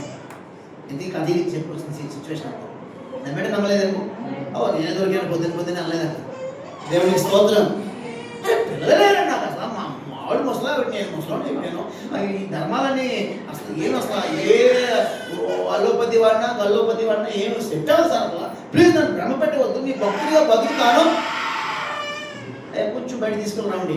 ఏమండి చూడండి అనలేదక్కడ అపరాము. దేవునికి స్తోత్రం. దేవునికి స్తోత్రం. చెప్పండి దేవునికి స్తోత్రం. దేవుని మాటను తప్పట్టుకోలేదు, దేవుని మాటను ఆభాసం చేయలేదు, దేవుడి మాటను హేళపాలు చేయలేదు. దీంట్లో బాబుదలే ముందు జైకుంటే వెనకెళ్ళాక జీ అనలేదట. అవునా కదా? అతడు అబ్రాహాము దేవుని ఏం నమ్మాడండి? ఆయన చూపించిన, ఆయన చెప్పిన ఆ ఫార్ములా నమ్మాడు. దేవుని స్తోత్రం. దాన్ని నీతి అంటారు. కాబట్టి ఆయన అది అతనికి నీతిగా ఎంచడం ఏంటి? కౌంట్ చేయబడింది ఆ నీతి. సముద్రం కొట్టుకు వెళ్ళినప్పుడు ఇసుకు చూపించినప్పుడు అన్నాడు. తర్వాత ఆకాశం చూపించినప్పుడు ఆయన చూసి, అంటే ఇప్పుడు ఆకాశం నక్షత్రాలు లెక్క పెట్టినప్పుడు ఆ హృదయంలో అతని ప్రింట్స్ అని ఎవరికి వెళ్తున్నాయి? అంటే దేవుని స్తోత్రం. హాస్పిటల్కి వెళ్తున్నాం, మనం ఎంత ప్రార్థన చేసుకున్నా ఏం చేసినా మనకున్న రోగం యొక్క పరిస్థితులన్నీ అందులో వచ్చేస్తారా? ఉద్దేశం ఉంటుంది. ఏంటి చూపించింది మిషన్. మరి ఒక మిషనే లోపల ఉన్న రోగాన్ని బయటికి తీసుకొచ్చి కాపీల రూపంలో పేపర్ బయటకు వచ్చేస్తుంది టేబుల్ మీదకి. మరి మన హృదయ స్థితి గురించి ఆయన తెలియదా? మన భక్తి అంటే ఆయన ముందు నిలబడదా అండి? చెప్పండి దేవునికి స్తోత్రం. ఆకాశం చూసినప్పుడు దేవుని అతని హృదయ ప్రింట్ చూశాడు. దేవుని స్తోత్రం. ఇసుకు చూసినప్పుడు చూడండి, అతను చూసిన అతని యొక్క లోపల అంతరంగా దేవుడు అదే దాన్ని బట్టి దేవుడు అతనికి ఏం చేయడాన్ని అతని నీతిని లెక్కలు కట్టాడు. దేవుని స్తోత్రం. ఎంచడం అంటే తెలంగాణ మాట అది. ఎంచడం అంటే లెక్కించుట. దేవునికి స్తోత్రం. కౌంటింగ్. దేవునికి స్తోత్రం. ఏం చేస్తున్నాం? లోపల తలిపేసుకునే డబ్బులు ఇచ్చుకున్నానండి. ఎంచడం అంటే ఏంటండి? లెక్కించుట. అవునా కదండి? కాబట్టి ఇప్పుడు అబ్రహాము దేవుని నీతిని ఆ నమ్మకత్వాన్ని ఏం చేయాలంటే అబ్రహాము యొక్క నీతిని ఏంటంటే కౌంట్ చేస్తే అది ఆయనకి సరిపోయింది. దేవుని స్తోత్రం. ఎంచింది ఎవరు అక్కడ? ఏంటంటే పాస్టర్ గారు చిన్న పెద్ద తప్పుగా ఎంచుతున్నారు అని ఫీల్ అయిపోతున్నావు. తప్పుగా ఎంచితే ఒక మనుషుడు ఎంచితే నువ్వు ఫీల్ అవ్వచ్చు, ఇప్పుడు అవసరం లేదు. కానీ దేవుడు ఏం ఇచ్చాడు తెలుసా? నీతిగా ఇచ్చాడు. దేవుడి స్తోత్రం. అది దేవుడు ఎంచింది ఎవరంటే ఇక్కడ నీతిమంతుడని దేవుడు పెట్టాడు. దేవుడి స్తోత్రం. ఈరోజు యేసు రక్తంతో మనల్ని కడిగి నీతిమంతుడిగా తీర్చాడే తీర్చలేదండి? మార్చలేదా? కాబట్టి ఈ యొక్క ఉదయకాల సమయంలో ప్రభు బిడ్డలంగా మనం కూడా మార్చబడిన మనం ప్రభువులో చేరేంత వరకు ఆత్మలో మనం ఆయనతో పరలోకం చేరేంత వరకు మన నీతిని కాపాడుకుంటూ దాకా. చెప్పండి దేవునికి స్తోత్రం. అబ్రాహాముకి ఏ సిచ్యువేషన్ రాలేదు. అబ్రాహాము మొదట విధేయత కలిగి ఉన్నాడు. విధేయత బలిపీఠం కట్టాడు. తర్వాత ఎవరికి వెళ్ళి ఏం బలిపీఠం కట్టాడండి? ప్రార్థన బలిపీఠం కట్టాడు. మరలా ఆస్తి విషయంలో గొడవ వచ్చినప్పుడు సమర్పణ బలిపీఠం కట్టాడు. ఇంకా భార్య విషయంలో కొంచెం ఇబ్బంది పడతా ఉంటే సహవాస బలిపీఠం కట్టుకుంటూ మానలేదు. దేవుని స్తోత్రం. తర్వాత అబ్రాహాము ఎంత నీతిపరుడు? నెంబర్ 1. ఎందుకు నీతిపరుడు? ఇప్పుడే చెప్పాడు. ఆయన ప్రభు సర్టిఫికేట్ ఇచ్చారు. అతడు అది ఆయన నీతిగా ఎంత నిజాయితీ పరుడు అబ్రాహాము. ఎవరి విషయంలో? దేవుడి విషయంలో. ఎలాగా? ఏ సిచ్యువేషన్ చెబుతున్నారు మీరంటే, లోతు ఆస్తిని కాజేసి వెళ్ళిపోయి సర్దుకు వెళ్ళిపోతా ఉంటే నేను ఆన్లైన్ చదువు నీకు తెలుసు కదా, నువ్వు చేసిన ఈ పని ఎలా ఉందా, ఈ సంగతి చూస్తాను, నువ్వు ఎక్కడికి వెళ్తావు చూసుకుంటాను, నువ్వు ఏరియాలకు మొత్తం కాళ్ళని కొడతాను అన్నాడట. అనలేదు. అయ్యా నువ్వు తూర్పు సైడ్ వెళ్తే నేను చెప్పండి, పడమ వెళ్తాను. నువ్వు ఉత్తరానికి వెళ్తే నేను ఫస్ట్ అవకాశం ఎవరికి ఇచ్చాడండి? తప్పు చేసేవాడికి ఇచ్చాడు. అక్కడ కొంపకు నిప్పెట్టినోడికి ఇచ్చాడు, ఎన్నుపోటు మనుషుడికి ఇచ్చాడు. ఆ స్థానం ఎవరు? మొదటి స్థానం ఎవరికి ఇచ్చాడండి? లోతుకి ఇచ్చాడు. ఇప్పుడు అబ్రహాము నిజాయితీగా ఉన్నాడా లేదా? తన నిజాయితీ ఎప్పుడు ఎలా ఉంటే మనకి ఎందుకు? మన నిజాయితీ మనం కాపాడుకుందా. నీతి, నిజాయితీ, మూడోది తెలుసా? నిస్వార్థం. ఎక్కడ నిస్వార్థం? నీకొక్కడైనా నీ కుమారుడు నాకు ఇమ్మన్నాడా ఇమ్మలేదండి? ఇదేంటి ప్రభా, ఇదివరకే మా చంద్రదేవత అప్పుడే బలు కల్పించాం, ఇప్పుడు కూడా నన్ను బలు కోరుతావా? అయ్యో, ముందు చెప్తే నేను ఈలోకి రాకపోదు కదా, లేక ఇచ్చావు, తీసేసుకున్నావు నాయన. మరి ఏది ప్రభు, ఇది నీకు తగునా? నీకు ఇది పద్ధతేనా? అసలు దేవుడు వేనా? నిజంగా ఏమీ సోదేం లేదక్కడ. అంతే, అక్కడ వెళ్ళాడు అంతే. దేవుడికి స్తోత్రం. అంటే ఏంటంటే ఇందులో ఏమైందంటే నీతి, నిజాయితీ, స్వార్థం. దేవుడి స్తోత్రం. ఒకటే ఆయన, చూడండి, ఆయన ఏమైనా చేయగలరు. దేవుడి స్తోత్రం. నమ్మకంతో ఎక్కాడంతే. తర్వాత నీతి, నిజాయితీ, నిస్వార్థం కూడా ఏదో ఉందండి, నిష్పక్షపాతంగా ఉన్నాడు. పక్షపాతం లేదు. దేవుడి స్తోత్రం. లోతు ఆస్తి పట్టుకెళ్ళిపోతున్నారు. ముందు అతను నిజాయితీగా ఉండి ఆయనకి ఛాన్స్ చేయడమే ఎక్కువ. తర్వాత అతను ఆస్తిని పట్టుకెళ్ళిపోయి లోతుని పిల్లల్ని తీసుకెళ్ళిపోతా ఉంటే, అయ్యా లోతుని తీసుకెళ్ళిపోతున్నారయ్యా అని అంటా ఉంటే ఆడికి అలాగే జరగాలి, తిక్క కుదరాలి, అలాగే ఉండాలి. మరి ఏం చెప్తాం? ప్రార్థన చేసేవాడు మాట ఇంట్లేదాడు, బలిపెట్టగడు అంటే ఉంటలేదాడు, అలా జరగాలి. ఆడి నాశనానికి వెళ్ళాలా నేను అన్నాడండి. చెప్పండి, దేవుడి స్తోత్రం. వెంటనే తన ఇంటి పుట్టిన 318 మందిని అలవర్చుకోవడం తీసుకెళ్ళి హుటాహుటిని యుద్ధం చేసి తన ఆస్తిని పూచుకుంటూ తిరిగి పట్టుకొచ్చాడు. దేవుడికి స్తోత్రం కలుగుగా. ఏమండి, ఎక్కడ కూడా నష్టం ఇంతైనా, ఎక్కడైనా ఒక పోగు షాట్ అయినా, ఒక చెప్పులైనా ఎక్కడైనా మిస్ అయినా కదా? చెప్పండి, దేవుడికి స్తోత్రం. తిరిగి వచ్చింది సుధమరాజు అంటే, అయ్యా జనాలు నాకు ఇచ్చేసి ఆస్తి నువ్వే తీసుకో అంటా ఉంటే, ఎంత పక్షపాతం లేకుండా, అయ్యా చెప్పులు వారైనా నూలు పోగలేని నాకు వద్దు, రేపు పొద్దున అబ్రాహాము నేనే ధర్మంతుడిగా చేశాను చెప్పుకుంటారు. మహిమ అనేది నాకు రాకూడదు, దేవుడికి రావాలి. మీరు ధర్మంతుడిగా ఏం చేయగలుగుతారని నిష్పక్షపాతంగా, నిర్మోమాటంగా చెప్పేశారు. దేవుని స్తోత్రం. యవనస్తున్నా అలా తింటే నాకు పెట్టండి, కానీ నాకు ఏమీ కూడా. దేవుని స్తోత్రం. అతని నీతి, అతని నిజాయితీ, అతని నిస్వార్థం, అతని యొక్క నిష్పక్షపాత ధోరణి, నిస్వార్థ హృదయము ఈ రోజున అతని నీతిని ఎంచడంలో తప్పు ఉందంటారా? కరెక్ట్గా నించాడు దేవుడు. చెప్పండి, దేవుడికి స్తోత్రం. కాబట్టి మనం కూడా ఈ లోకంలో అబ్రహాములాగా మన నీతిని కాపాడుకుందుగాక. అయినా సరే దేవుడు 17వ అధ్యాయంలో కోటింగ్ ఇచ్చిన, అబ్రహామా నీకు సరిపోవట్లేదు, నేను కార్యం చేయాలనుకుంటున్నాను, నువ్వు నిందారాయితీగా ఉండు, నీ నీతి మీద మోసం మీద కూడా మరకలు కనబడుతున్నాయి నాకు అన్న. అబ్రహాం నీతి మీద మరకలు కనపడటం ఏంటి? 17వ అధ్యాయం అన్నాడా, అబ్రహామా నా సన్నిధిని నడిచి ఎలా ఉన్నాడండి అక్కడ? అంటే నిందాయుడిగా ఉండమంటే నిందాయుడిగా ఉన్నామని ఎవరు కూడా అన్నారు కదండి. నిందారహితంగా లేకపోతే ఉండమని చెబుతారు, అవునా కదా? అంటే మానవులుగా మనకు కనపడకపోవచ్చు, కానీ అబ్రహాములో కొన్ని డాట్స్, కొన్ని చురుకలు, మరకలు, మచ్చడాలు దేవునికి కనపడుతున్నాయి. కాబట్టి చేసేటువంటి కూడా కార్యక్రమాలు వాగ్దానం నమ్మకంగా తొందరపడి ఏమండి ఆగల పక్కనంగా ఆ విధంగా వెళ్ళటం, కొన్ని వాగ్దానం ఇచ్చినేమో అబ్రహాముకి, కానీ ఆ విషయంలో మాట అనేది ఎవరిది? సారా. దేవుడేమో నీకు మాట ఇచ్చి వాగ్దానం ఇస్తే నువ్వు ఎవరు అనుమతి, ఎవరు సలహా తీసుకున్నావు?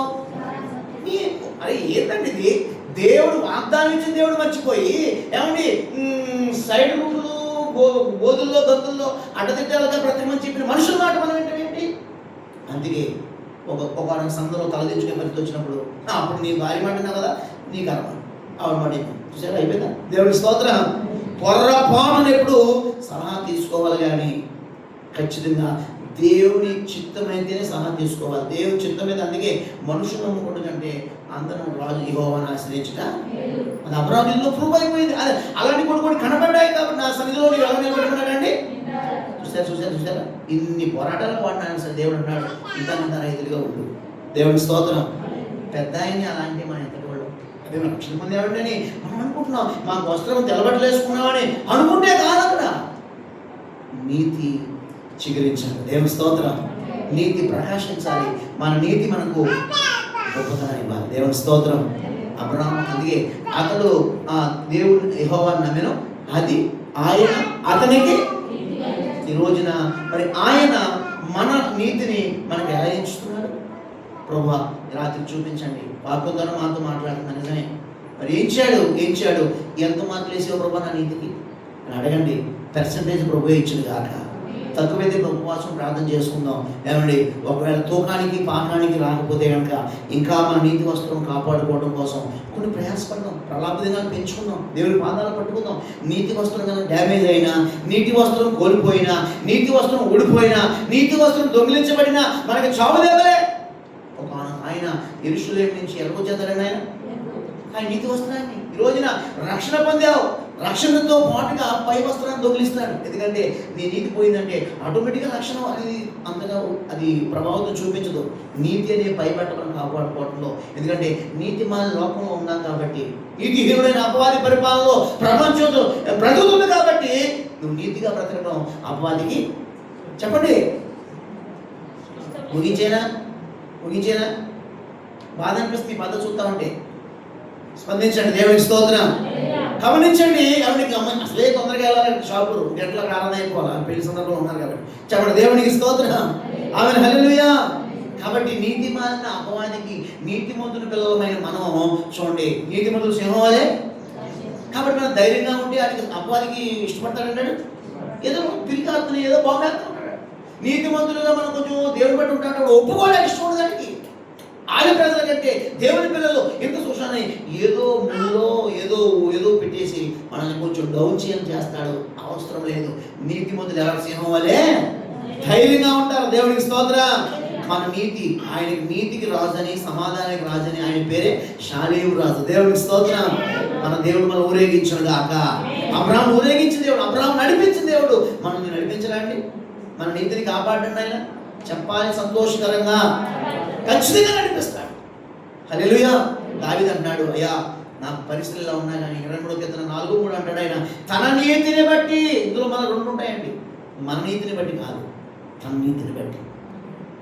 కొంతమంది స్వనీతి కలిగి ఉంటారు. ఎవరైనా యోహాను సువార్తలో 1వ అధ్యాయంలో రెఫరెన్స్ వదిలేండి, జస్ట్ జనరల్గా రోడ్డు మీద ఎదురైన వ్యక్తిగా మాట్లాడదు. ఏమండి నతానియేలు ఉంటారు 40 ఏళ్ళు. ఆయన అంటాడు, నజరేతులో ఏదైనా మంచిది ఏదైనా అంటే ఆయన దృష్టిలో అర్థం ఏంటంటే ధర్మశాస్త్రమే గొప్ప, పాతమైన భక్తులే గొప్ప, ధర్మశాస్త్రమే హయ్యడ్ రిచ్ అనుకుంటాడు. అప్పుడు పిలిపి అంటూ వచ్చి చూడంటాడు.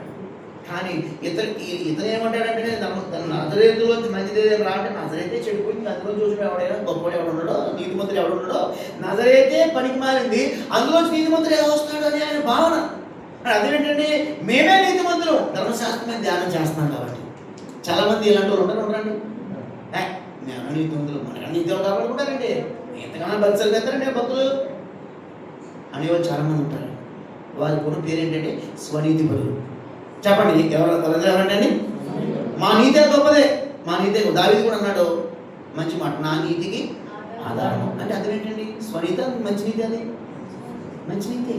నేను నా నీతి అన్నాడు కానీ నా నీతికి ఆధారం ఏమంటండి దేవుడికి. అని ఇప్పుడు దేవుడు హైలైట్ చేశాడా, రోజు చేశాడా? దేవుడికి స్తోత్రం. కానీ ఎవరండి నతానియేలు స్వనీతితో నిండిపోయాడు. అందుకే అతడు ఎక్కడో దూరముగా ఉండగానే ఇతడు నిజముగా ఇశ్రాయేలీయుడు, ఇతని ఎందుకు ఏ కపటమును, నేనే నీతిమంతుడు మేమే అనుకుంటామంటే నన్ను నీతిమంతుడిని సరివేస్తున్నాడు ఎవరు? అర్థం ఏంటంటే, బాబు నువ్వు స్వనీతిలో ఉన్నావు, నీ నీతి నీకు కనపడదు. నీతిమంతుడు నేను, నిన్ను నీతిమంతుడిగా మార్చేది తీర్చేది నేనే. నువ్వు కూడా నేను ఇచ్చిన ఎక్కాల్సిందే. నిత్యం చూపించిన దర్శనం అతనికి అంటే అతను నిత్యం ఎవరో చేసుకుంటే నువ్వు కూడా నా ద్వారానే పల్లకి రావాలి బాబా. దేవుని స్తోత్రం. చాలా మంది అదొక అహంకారంతో ఉంటారంట. ప్రార్థన పనులు సార్, మేము నీతిమంతులు సార్, మేము అసలు ఆ ఏరియాలో అసలు మేమే అంటారు. అవసరం లేదు. ఎంత వస్తాదో అయినా సరే ఆ నిత్యం ద్వారానే పల్లకి రావాలి. ఆ నిత్యం ప్రభు అయినా. కాబట్టి స్వనీతి ద్వారా చాలా మంది కొంచెం అహంకారం గర్వంలో పడి పాపంలో పడిపోతూ ఉంటారు. యేసు మనం తెలియజేయకపోతే. దేవునికి స్తోత్రం. ఎవరినైనా నతానీయుల యొక్క స్వనీతిని విడిపించిన దేవుడు. ఒక అలాంటి స్వనీతులు ఉంటే కనుక, స్వనీతి కార్యాలు మనలో ఉంటే, స్వనీతి పరులుగా ఉంటే కనుక దేవుడే మనం దర్శించి మన స్థితిగతుల్ని, మన స్వభావాన్ని మార్చును గాక. పొరపాటును దేవుడు మనకు తెలియజేసి మనల్ని బ్రతికి రక్షించును గాక. గమనించండి ఒక మాట, అబ్రాహాము నీతిమంతుడిగా ఉన్న నీతిని దేవుడు ఆస్వాదించాడు, అతను వదిలి చేశాడు. అయితే మరి మన పాయింట్ ఏంటి? అసలు నీతి అవసరం అంటారా? నీతి కలిగి బ్రతకాలంటారా? మీరు అలా సైలెంట్గా ఉంటే మీరు వేరే వెళ్ళిపోతుంది మన మోసం. దేవుడి స్తోత్రం. నీతి కలిగి ఉండాలని అవసరం అంటారా? అందరూ బతిగా, అందరూ చూస్తున్నావు, నీ కళ్ళకి జబ్బు, అందుకే ఆంజలు చూస్తున్నావు నువ్వు, అందుకే మునిగిపోతావు అనేక విషయాల్లో. విశ్వాసం కథను కొనసాగించేవాడైనా దేశించుడు. పేతురు భక్తులు గొప్పవాడే, రిస్క్ చేసి బయటకు వచ్చాడు, పడవలో అందులోనే మునగ తీసి కూర్చోలేదు. మేమే పెద్ద శిష్యులు గొప్పవాడని అలా చూసుకుని ఏమైనా భయపడిపోయి లేదు. అక్కడ పేతురు ఒక రకంగా రిస్క్ చేసాడు చేయలేదని పడవలో నీళ్ళకి వచ్చాడు లేదా? రిస్క్ చేస్తున్నాం కానీ కరెక్టే, కానీ కొన్ని సార్లు మనం చూడవలసిన వాడిని చూడవలసిన సందర్భంలో చూడవలసిందిగా చూడకపోవడం ద్వారా మన నీతి ఏమైపోతుందండి, మళ్ళీ ఏమైపోతుంది. అందుకే మన చుట్టూ ఉన్న వారు మనల్ని ఏం చేయలేకపోతున్నారంటే సరిగా ఏ స్థాయితో ఉన్నవారని మనల్ని గుర్తించలేకపోతున్నారు. అర్థమవుతుంది మాటలు. దేవునికి స్తోత్రం చెప్పండి, దేవునికి దేవునికి స్తోత్రం చెప్పండి. ఆమేన్, హల్లెలూయా. నిజమే, అతను పడవలో దిగి నీటి మీద నడుపుతామంటే ఈ వాడలో ఉన్న వాళ్ళు సౌండ్ లేదు. మనోడు ఎవరో మన ఇళ్ళ బాగుండు, మన ఇళ్ళ బాగుండు, అక్కడ రెండింటిది మనకు అనుకున్నా. అతను మునిగిపోవాలని ఏమొచ్చి కానీ సమరం వచ్చేసి ఎలా పేదరా పెట్టనే ఏంటి వెళ్ళావు మరి అందరం వెళ్ళే ఫ్రెండ్స్ ఎలా మునిగిపోయాడురా కుదిరేది నీకు, ఆయన చూడ అడ్డు చూద్దామంటే వచ్చిన డైలాగ్ ఎంతనేరా ఏసీ అవకాశం ఎవరిచ్చారు? దేవునికి స్తోత్రం. రిసీవ్ చేస్తున్నావు మంచిదే ప్రభు కోసం. నీ చూపులు చక్కగా ఆయన వైపు ఉంటే కనుక అలాంటి సైడ్ డైలాగ్ రాకుండా మనం కాపాడుకుని అపవాది చోటు లేకుండా పరలోక రాజ్యంలో ఘనత పొందుతాం కాక. చెప్పండి, దేవునికి స్తోత్రం. ప్రభు కోసం రిసీవ్ చేస్తున్నాం కానీ చూపులు కూడా కంట్రోల్. అందుకే గుర్రం ఎంత గొప్పదైనా, గుర్రం పడిన డెక్క పెడినా దానికి ఏ కట్టేస్తారని ఎంత వడిగా పడిగట్టేదేనా, పక్కన కనపడే రూటే కనపడాలి దానికి.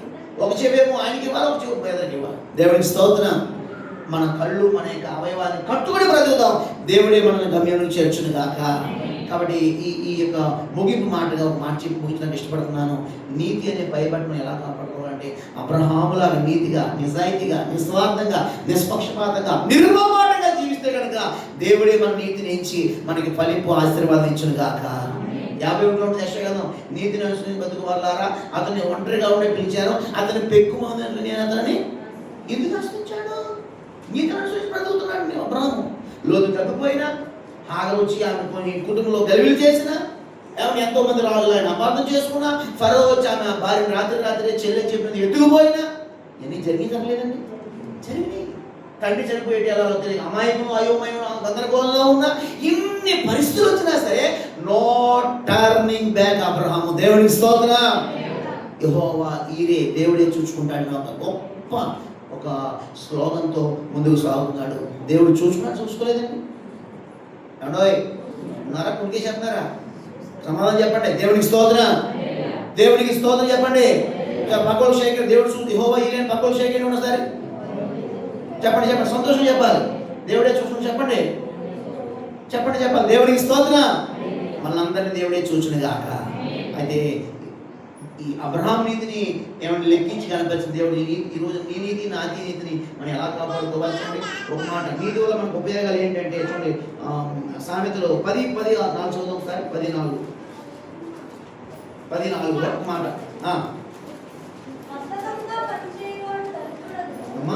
10:2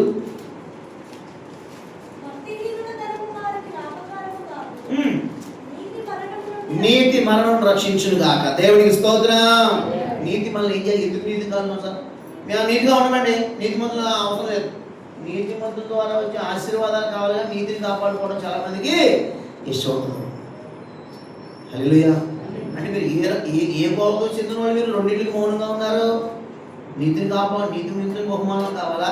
నీతిని కాపాడడం ఇష్టం లేదా? అర్థమట్లేదు, కలిగించుకుంటామండి. స్పందించండి, సేవకులతో కలవండి, ఏకీపించండి అమ్మా. మీ అందరికీ వదనాలు. దేవుడికి స్తోత్రం. కాబట్టి నీతి మనల్ని ఏం చేయాలి? మరణం నుంచి. అదే మాట సామెతలో చూడండి, సిమిలర్ మాట ఇంకో చోట ఉంది. ఏమండి 11:4 ఉగ్రదినమున ఆస్తి అక్కడ రాదు, నీతి మరణం నుంచి. నువ్వు ఎంత ఆస్తిపరుడైనా సరే నీ నీతిని రక్షించవు. ఆమేన్, హల్లెలూయా. ఈరోజు దినములారా మనకి ఆస్తి పాస్తులు ఎన్ని ఉన్నా సరే మన నీతి మనం సలిపినా, మనం కలిగి ఉన్న మన యొక్క నీతి వస్త్రమే మనకు నీతి పద్ధతులే, నీతి విధానాలే, ఈ నీతి కలిగిన జీవితమే నిన్ను ఏమంటే రెండో మరణం నుంచి రక్షించి పరలోక రాజ్యం చేర్చును గాక. చెప్పండి దేవునికి స్తోత్రం. అలా బైబిల్లో చాలా మంది నీతి కలిగిన లాజరు ఏమంటే ఎంగిలి మెతుకులు తింటూ ఉన్నాడు, వాకిట్లో పడి ఉన్నాడు, చాలా వ్యాధులతో ఉన్నాడు, ఏమంటే ఏకాదిగా చూస్తూ ఉన్నాడు. తినే వాళ్ళని ఆకలి కేకలతో, ఆకలి కడుపుతో, ఏమంటే కురుపులతో, చాలా అతని యొక్క వ్యవస్థ చాలా బాధాకరంగా ఉంది. కానీ చూడండి ఒకసారి, కానీ అతను చనిపోయినప్పుడు అతను తీసుకెళ్ళడానికి ఎవరు వచ్చారండి? చెప్పండి దేవుడికి స్తోత్రం. చెప్పండి దేవుడికి స్తోత్రం. నీతి కలిగిన నేను ఎప్పుడు దేవుడు సిగ్గుపరచ గణపరచును గాక. మరి అన్నీ కలిగిన ఆయన కూడా క్రైస్తవుడే, ధనవంతుడే, అన్నీ ఉన్నాయి. కానీ 10 ఏళ్ళకి 10 ఉంగరాలు ఉన్నాయంట. ఇంకో కారణం ఏంటంటే ఆ క్రైస్తవుడు, పనికి మంది క్రైస్తవుడు రంగురాలు పెట్టుకున్నాడంట. కానీ అంత తీసుకెళ్ళడానికి ఎవరు రాలేదండి? అవతల రాలేదు. అదేంటంటే ఏమన్నా కొంతమంది ఏమండి క్రైస్తవులు ఏం చేస్తున్నారంటే రంగురాలు పెట్టేస్తున్నారు. నవరత్నాలు జాగ్రత్త ఊడిపోతాయి, ఏమన్నా తేడా అవుతాయి. దేవుడికి స్తోత్రం. చాలా మంది క్రైస్తవులు ఏమండి అసలు భయపడలేదు. పాస్టర్ గారు పెద్ద పేద మా గురించి పెట్టేసుకోవాలి, 10,000 చూడాడు, ఊడిందా, జలుబు తగ్గిందా, దేవుడి స్తోత్రం. చెట్టు రూపాయి పని మాన్నాడు, అక్కడికి వెళ్ళి 10,000 రంగురాలు తెచ్చుకుంటా ఉంటాడు. దేవుడికి స్తోత్రం. అలాంటి వారు ఉంటే మారు మూసుకోమండి, లేకపోతే అలాంటి వారి కోసం ప్రార్థన చేద్దాం. దేవుడికి స్తోత్రం. చాలా మంది అడ్డదారిలోకి వెళ్ళిపోతున్నారండి, నీతిమాల పనులు చేస్తున్నారండి, దేవుడు నీతిమంతుని దేవుడు మనకు అవమానం చేస్తున్నారండి. వారందరినీ దేవుడు మారు మనసు దయచేయడు గాక. దేవుడికి మన సిగ్గు లేకుండా ఆ ఉంగరాలు పెట్టుకునే మెడలో పాల్పొంది ఎంత ధైర్యం నీకు? చాలా జాగ్రత్తగా ఉంటాం. దేవుడి స్తోత్రం. అందుకే మనం పక్కన ఎలా చూసుకుంటా ఉంటే పల్లాల పాల్పొందినప్పుడు మీకు ఆ ధైర్యం లేదన్నట్టుగా మాట్లాడుకుంటున్నాను. మనకి ఎందుకు భాష మనకి ఎందుకు అన్నామంటే స్వార్థం కూడా పాపం చేసిన పరలోక రాజ్యం 1000% అయిపోయింటే. దేవుడి స్తోత్రం. నాకు ఎందుకు అన్నావా? మనం స్వార్థపరులే. నాకు ఎందుకండి బాబుల కోసం అన్నాడు యేసు ప్రభు. అంటే ఈరోజు ఈ ఆనందాలు, సంతోషాలు, ఆడపాటాలు ఇవన్నీ ఉంటాయండి. దేవుడికి స్తోత్రం. ఇక్కడ నాకు ఎందుకు అనేవాడు క్రైస్తవుడు కాదండి, నీతిమంతుడు కాదు వాడు, స్వార్థపరుడు. మనం స్వార్థపరంగా ఉండకూడదు, ప్రార్థనాపరంగా ఉండుము గాక. అనేకుల కోసం ప్రార్థనా విజ్ఞాపన చేయడము గాక. నీతి మళ్ళీ ఏం చేస్తుందంటే మరణం నుంచి రక్షించి నేను ఆ ఆనందం ఉండేలా చేస్తుంది. చూడండి రెండో మాట, నీతి రెండో మాట చెప్తున్నాను చూడండి. సామెతలు 15 చదవండి ఒకసారి. గొప్పదనం ఇది. దేవునికి స్తోత్రం. నీ ఇంట్లో ఏముండదు, కానీ నువ్వు కోటీశ్వరుడు కన్నా సంతోషంగా ఉంటావు. ఆమె చెప్పారా? అందరూ వినారా? మాట అర్థమైందా? తెలియదా లోపలికి పాయింట్? దేవునికి స్తోత్రం. నీకేముండదు, ఆ పూట కొనుక్కున్నావు పావు కిలో అయినా సరే నీ అంత సంతోషంగా వాళ్ళు ఎవరు ఉండవు. దేవునికి స్తోత్రం. మేము కొన్నాం 2 బత్తాలు పురుగు కట్టేసి ఆ పురుగు పోయి వండుకుంటున్నాం, కానీ నీకేం లేదు. ఆ పూట కొట్టుకట్టలు కొట్టుకున్నావు, ఫ్రెష్గా తిన్నావు, కడుపు నిండా సమృద్ధి, హృదయం నిండా సంతోషం. దేవుని స్తోత్రం. చూసేవాళ్ళు ఎవరుకుంటారంటే పేదవాళ్ళ అది గొప్పగా చర్చి కొత్త బట్టలు వెళ్ళిపోతారు, కానీ ఇంకోటి పోయి కొట్టుకున్నారని అనుకుంటారు. కొని నీకు ఆర్థికం లేకపోయినా పర్లేదు, ఆత్మీయత కలిగి ఉంటే, నిన్ను మించిన వాడు, అభిషేకం కలిగి ఉంటే, నిన్ను తల్లిన వాడు ఎవరైనా భూమి మీద. దేవునికి స్తోత్రం. కాబట్టి నీ జీవన విధి విధానాలు బట్టి కాదు లెక్కలు కట్టేది, నీ ఆత్మీయతని బట్టి, నీ నీతిని బట్టి ప్రభు నేను ఇచ్చును గాక. నీ ఇంట్లో ఏ ఉండదు, పాస్టర్ కూర్చోకూడదు. మన ఇంట్లో ఈ టైం మరి పాస్టర్ మోకలేదు సార్, కూర్చుంటే ఎక్కడ పట్టు వచ్చేది పట్టుకుంటా ఉంటుంది. దేవునికి స్తోత్రం. చాలా మంది ఓ మాస్టర్ గారు మనం చోట సేవకులు కూడా జరిగింది, మన దగ్గర కూడా 1 నెలలో పెట్టుకోవాలి చెప్తారు. స్వాతంత్రం ఇప్పుడు అంటారు అలాగా, ఇక్కడ నుంచి మార్పు రావాలి. సేవకులు కుర్చీ 4 కూడా ఉండాలి, మొత్తం కార్పెట్ వేయాలి. దేవుని స్తోత్రం. ఎందుకని? ముసలోడు కుర్చీయే, పడుసోడు కుర్చీ.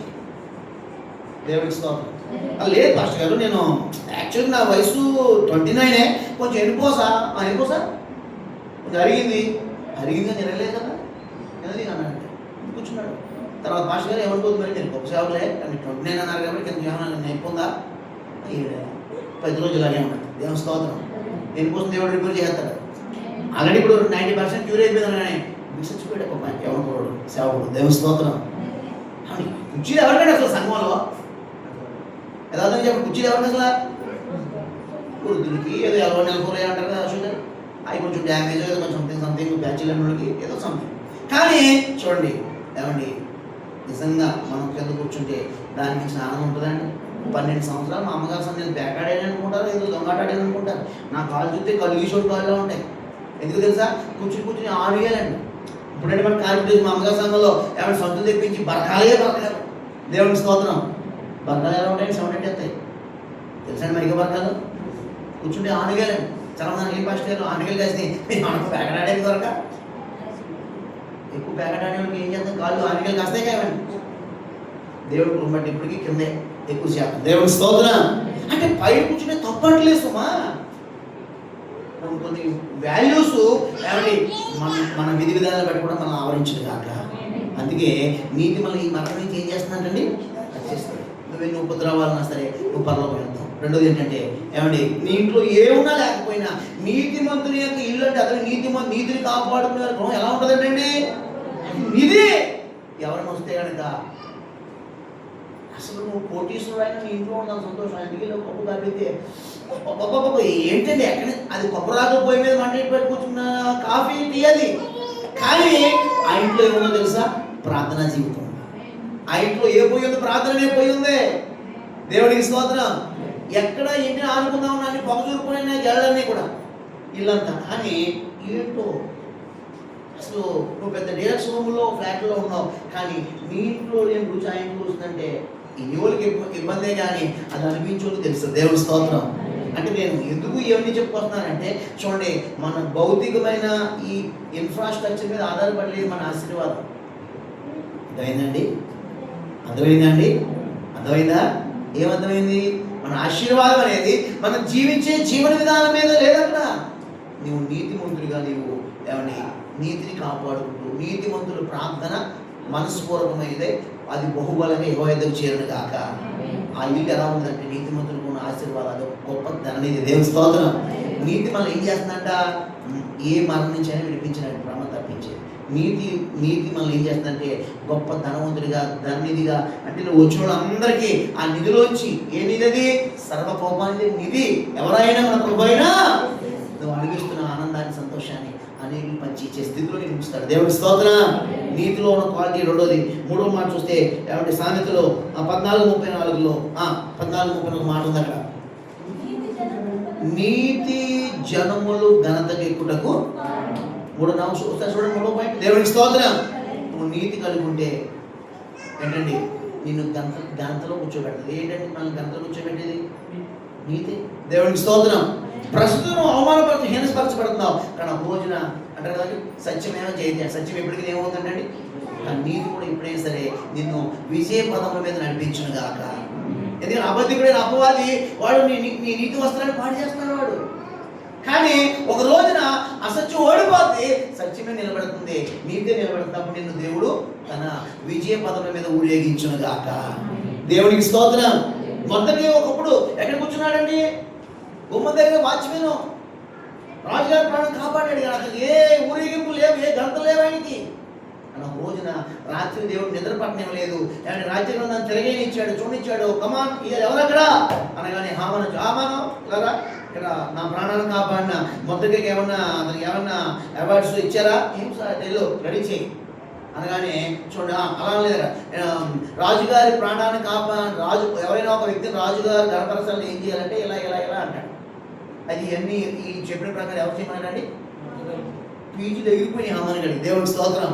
మన శత్రువులు బోధి సిద్ధపరచడమే కాదు, మన దేవుడు శత్రువుల చేతనే నిన్ను ఊరేగించును గాక. దేవునికి స్తోత్రం. నీతిగా ఆయన పని చేసుకున్నాడండి. ఆయన పని చేసుకుంటే ఇద్దరు వ్యక్తులు వీడు నీతిమంతుడే మన జోలు రాడన్నట్టుగా ఏం చూడనట్టుగా నీతిమంతుడు పెద్ద ఏమి కదలికలు ఉండదు మనం పట్టించుకోలేదు అని చెప్పేసి ఆయన పని చేయాలి. ఆ నీతిమంతుడు ఇవ్వబడతాడు. మళ్ళాగా కుసుగుద్దుగా ఉన్నవాడు ఆ భక్తి ఆ నీతి అని అనుకున్నాడు అక్కడ చేసేవాడు. మొదటి రాజుగారి ప్రాణాన్ని తీయడానికి వారి పథకం అయ్యగారి కంట్లో పడింది. ఇది వెళ్ళి రాజుగారంలో ప్రింట్ అయింది. దేవుని స్తోత్రం. నీతిమంతులను ఎవరో కూడా ఓడించలేరండి. నీతిమంతులను ఎవరో కూడా శపించలేరండి. నీతిమంతులను ఎవరో పాడు చేయలేరండి. వారి నీతిని వారు పాడు చేసుకుంటే తప్ప. దేవుని స్తోత్రం. నీతి మన మరణం నుంచి రక్షిస్తుంది. మన ఇల్లు నీతిమంతులు గొప్ప ధన్యతగా దేవుడు వారికి ఎంత గొప్పలు వచ్చినా సరే వారికి తృప్తిపరిచి పంపించగలిగే ఒక స్థాయికి ఇస్తాడు. దేవుడి స్తోత్రం. ఇంట్లో ఏముండదు, కొంచెం సింపుల్గా ఉంటావు.